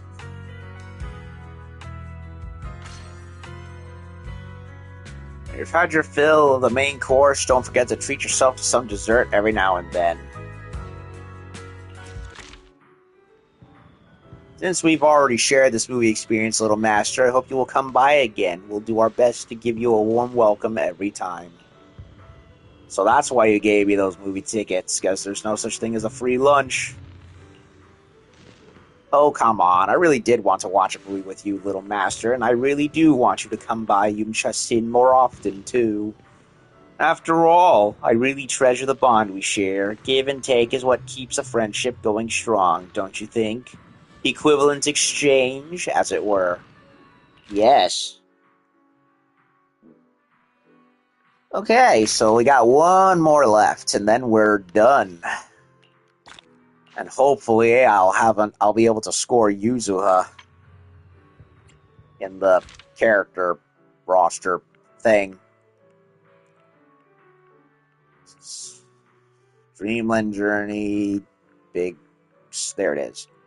Easy on the eyes, never a drag. High praise right there. What kind of pillow do I need to buy to have dreams like this? If Bang Boo can handle this job, I should be able to handle it too.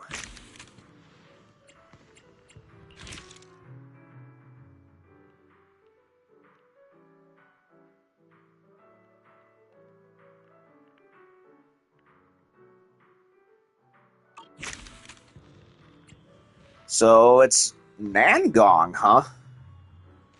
Kind of funny that Arya and Suna have not come out for this, but Nangong did. You know, I kept saying previously that they're saving something for Nangong. and I think this is the little prelude for it. It's like Arya had a big chunk of the story dedicated to her. Suna had a follow-up story dedicated to her. With regard, the main story chapter followed by the whole contest bit. But the only one who didn't have she was there, but she wasn't like the sole focus of the whole thing. And that would be Nangong. And I suspect they're saving her for the next story bit for her when she drops, especially considering that giant scar she has on her back. So yeah, there's definitely something going on with her. Nangong Yu Dreamland Journey puts you in a chill mood, so let's check this one out.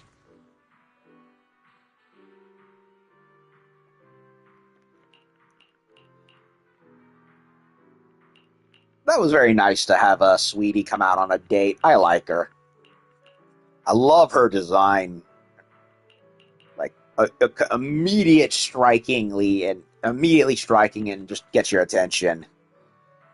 Now that the Angels of Delusion training's wrapped up, why not invite the three little idols out for a fun, lighthearted movie? Well, one of them anyway.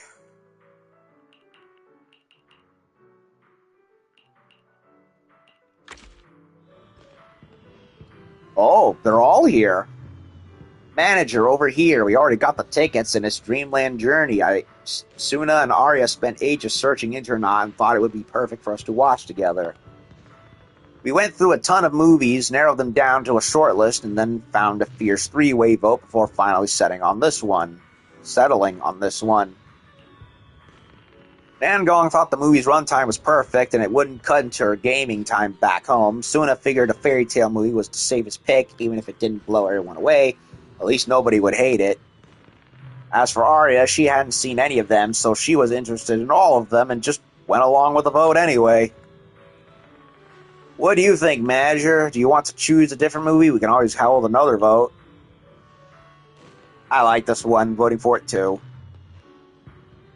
Then it's a full vote. Angels of Delusion are heading to Dreamland with the manager. Oh right, manager, close your eyes and pick a movie ticket. We couldn't get 4 seats together, but you can draw one first. And of course, he ends up getting you. You casually pull out a ticket from the row of movie tickets that Nangong is holding, and she keeps one for herself and gives the remaining ones to Suna and Arya. Movie partner lottery results are in. Manager and I sit together while Suna and Arya sit together. Let's go. So technically they're all there, it's just I'm grouped up with Nangong. The heartbeat. Wait a minute. No. There it is. Dreamland Journey. Port Peak. Did we even watch? No. Invasion. Yeah, Port Peak and Invasion. We did not watch those two.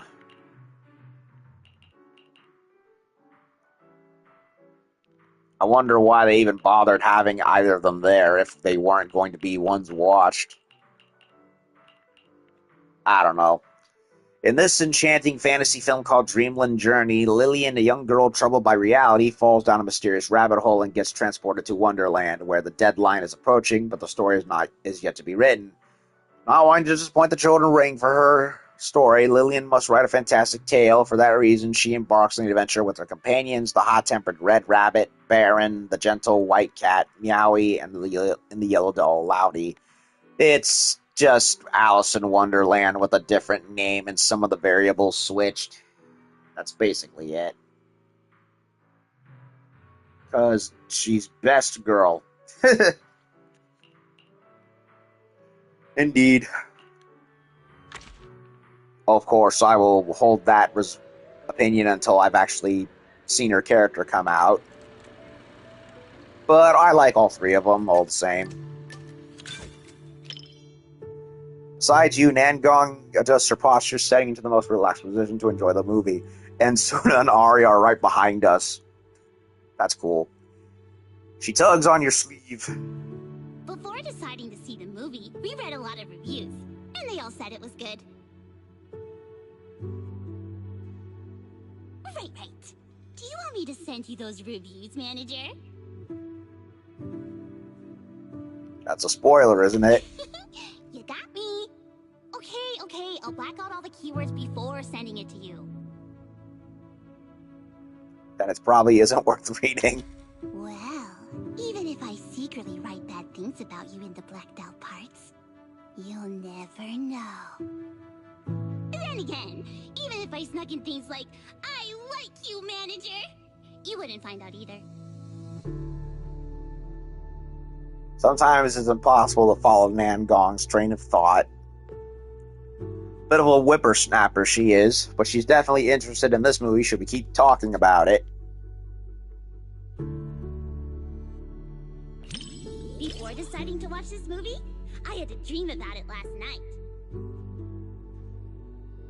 In my dream, this movie's producer actually came to us to sing the theme song.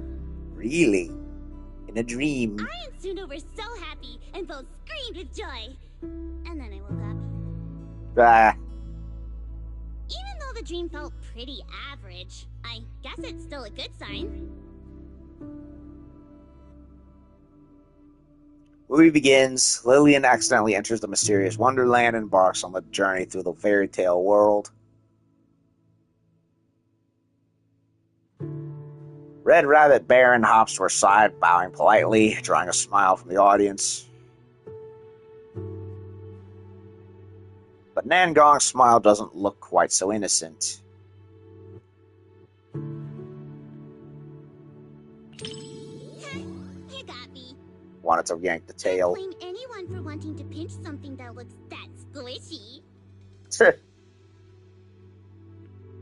In a fairy tale wonderland, an adventure awaits. Yeah, right. Even kids wouldn't fall for that kind of stuff anymore. That was me, just another boring adult, unable to believe fairy tales and all that happily ever after stuff. Until I came here. Fairy tales are real. Dreamland adventures do exist. Sounds like that's the kind of story I'm going to write. Stories that bring children hope and happiness. Reminds me of Polar Express, weirdly enough. This cinematic wonderland, even the colors come alive and flow. Countless paper butterflies fly toward Lillian, catching her shoulders and carrying her into the sky.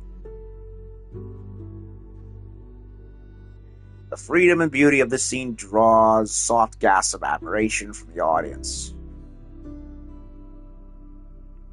Nan Gong Yu is so focused she's completely forgotten about the chocolate in her hand. It looks like it's about to melt.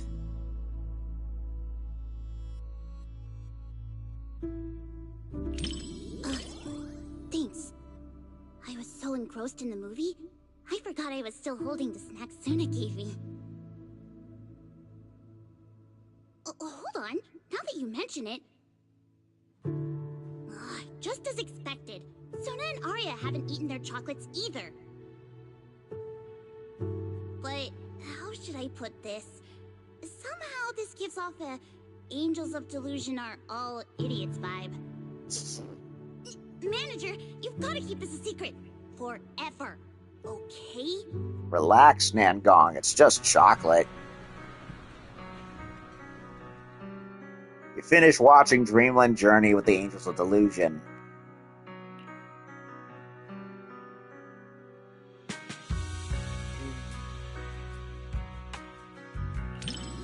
Too bad I've never really been interested in profound truths, no matter how they're presented. All I want is for Lillian to have a happy ending in this wonderland. That's enough for me. Plus, Suna and Arya seem to be having a great time too. Isn't that what fairy tales are all about? Making people believe the world can be a better place? You're smiling too. That means you agree with my point, right?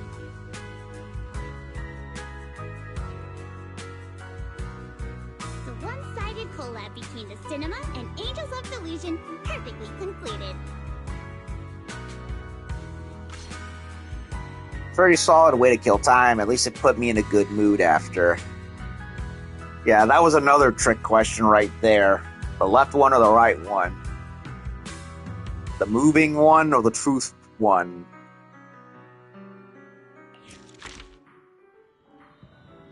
And I shockingly managed to ace all of them and not miss a single one. All them reading skills being put to use, I guess. Thanks for sticking with us through the whole movie, Manager. Are you heading back to training? That was the plan, but inspiration just hit. I really want to head back and get this song down now. I knew it.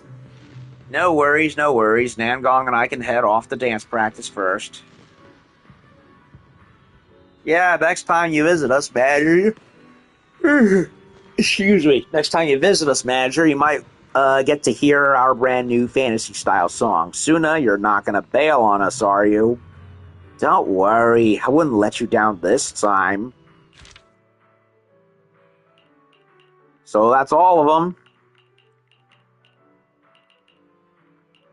Bit of an odd numbering right there. Well, odd ordering. Well, I say odd number. It's 10, but you would think they'd fill out the whole row with another 2. But, yeah, whatever. Maybe they'll put in more eventually. Who knows? And perfect story. Commemorative name card.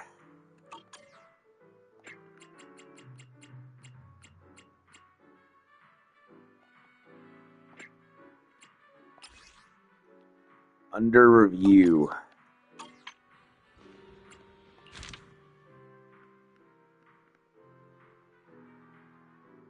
Taking that pure innocent fairy tale vibe to absolute max. That's seriously impressive. Suna even left a review. Visuals and BGM combo is absolutely perfect. I gotta learn how to do that. Arya even said, still hung up on that rabbit hole thing. What ended up happening to those rabbits anyway? Okay, companion guide. Current title, Mood Maker.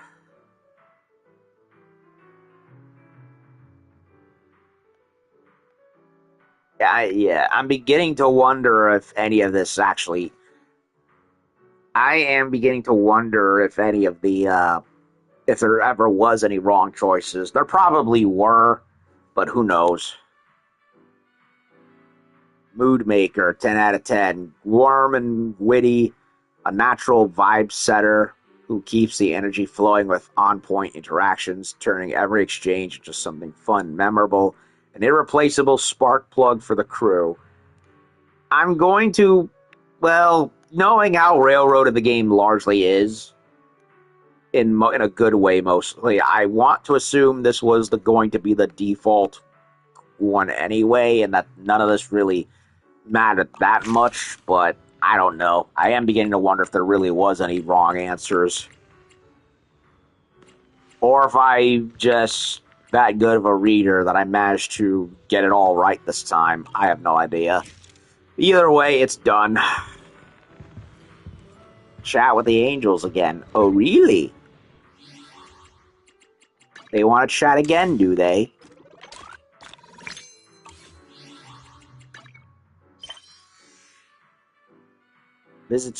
Return to visit to old haunts.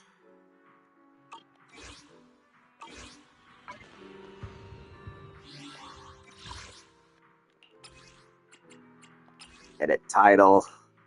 Most diligent store owner. Because I've logged in for a solid year. Mood maker.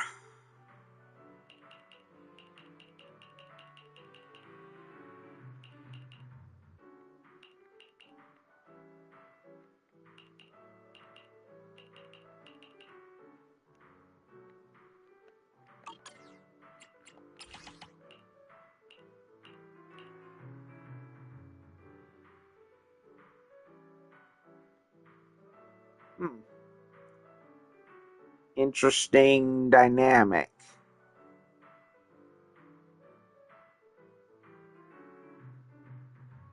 I don't know how to get this.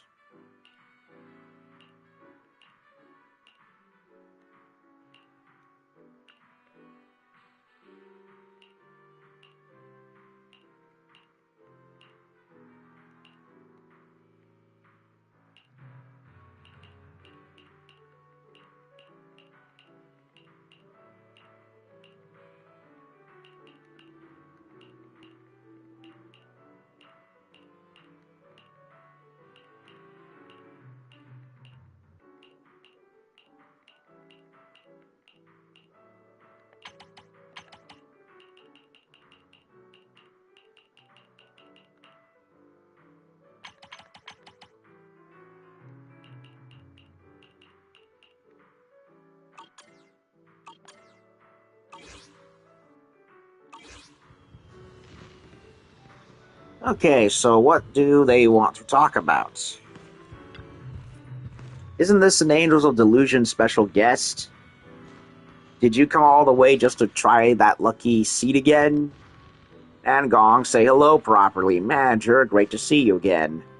So today you guys are back for another round of Dreamland Journey? Not today. We're here for a nostalgia tour. Word that some films go off screen after the Gilded Carrot Day, so we wanted to soak in the atmosphere here a little longer. After all, this is where a bunny went bang and finished Little Suna's inspiration right out.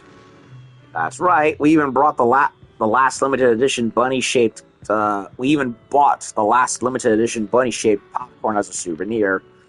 Our little composer may be strict with the budget day today, but on occasions like this, she really knows how to make it feel special.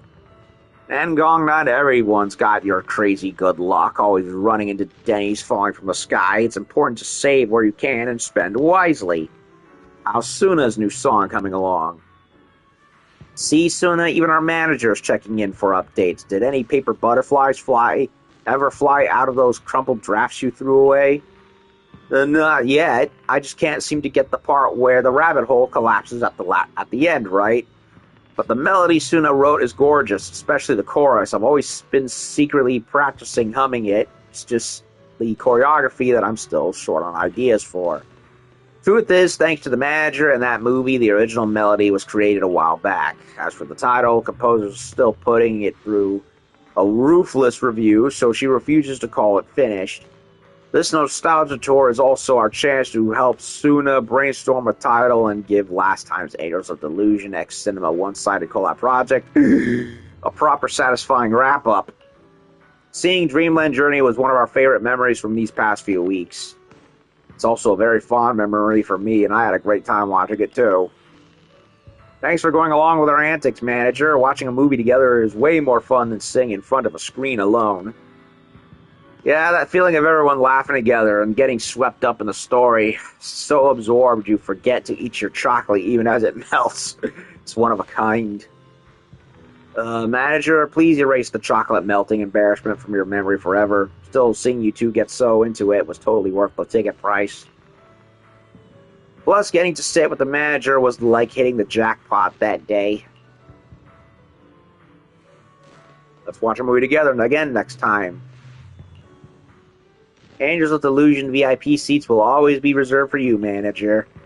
As long as a certain CFO signs off on the budget, I'm in any time.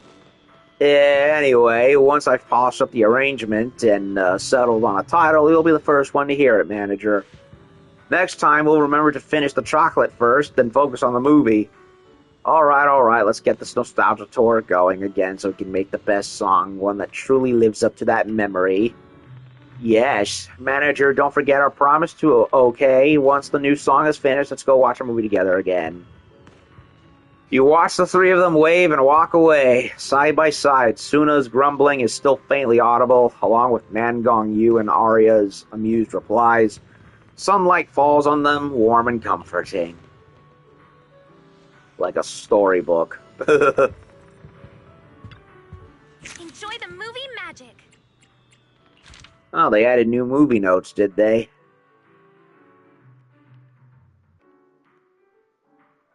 I wonder why. Could have sworn I looked at these previously. Unless I just forgot.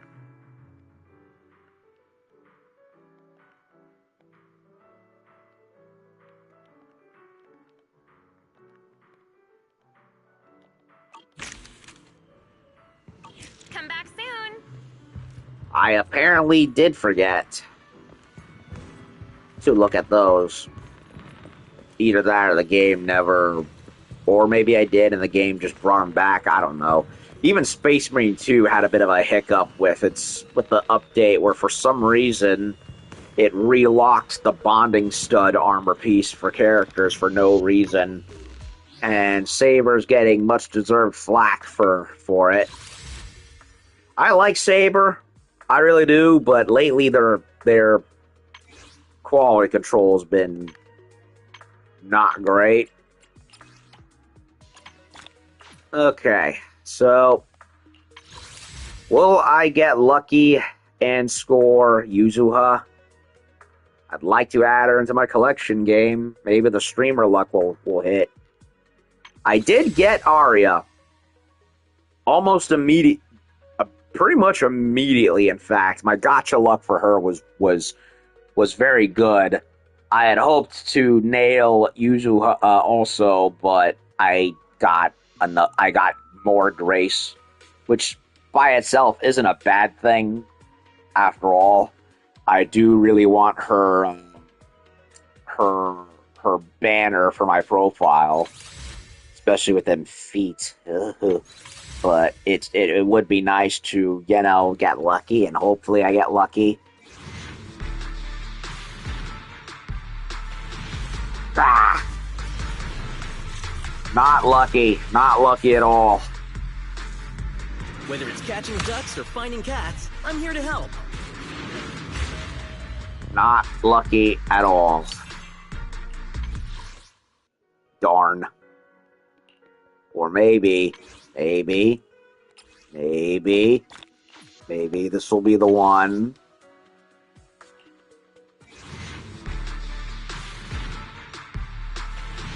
Not the one.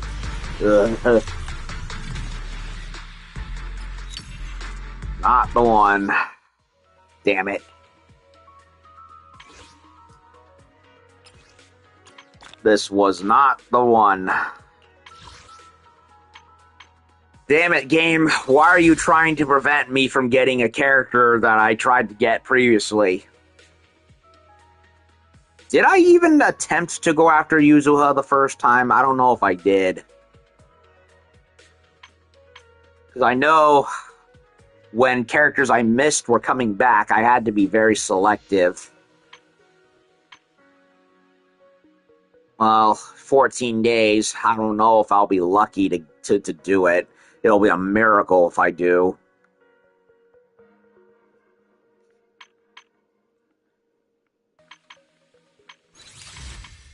It is what it is, I guess.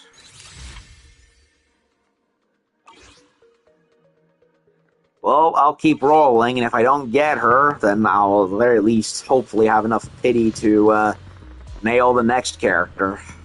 And just wait for Yuza to come back, I guess. Again.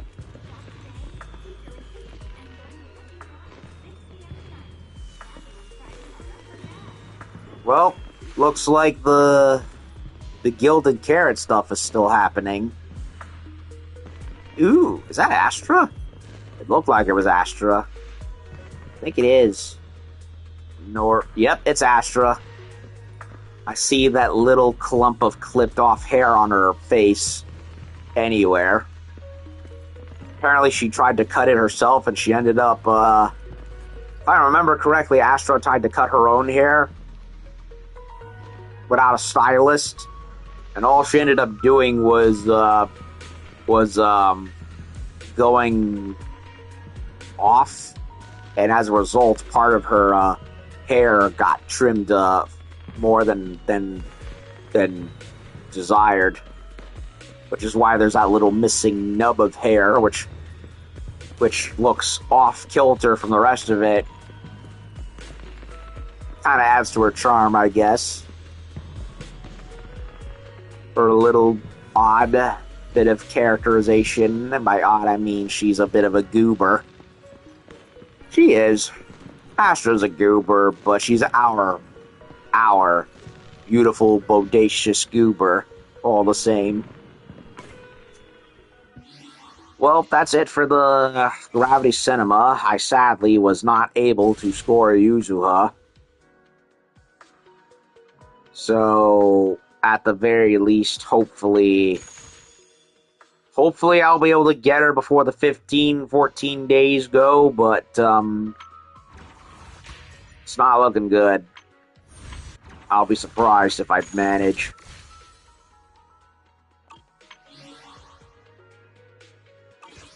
So, anyway, how long did this take? Well over 2 hours. 2 hours and 26-ish minutes, maybe 27, I don't know. But that was a good run. I need a break. Will I come back to do another stream and maybe do dates? I have no idea. Maybe. It is tempting. I also want to tune into Monster Hunter again so I can do that one Proof of a Hero quest. Even if it's not really necessary to stream it. Maybe I'll do it. I don't know. I have no idea. I'm gonna take a break, and I will make up my mind whether or not I want to do which. I can't speak. I will hopefully have made up my mind as to what I want to do tonight, assuming I do have enough time to come back. So I'm gonna cut it off here. It was a nice return for the Gravity Cinema. I like it. It's simple. It's not the most in-depth thing in the world, but it's just nice to hang out with the characters all the same. So I'm going to cut it off right here for part 199, and depending on how I feel, we'll come back soon or later to this eventually. So thank you all for watching. Be back later.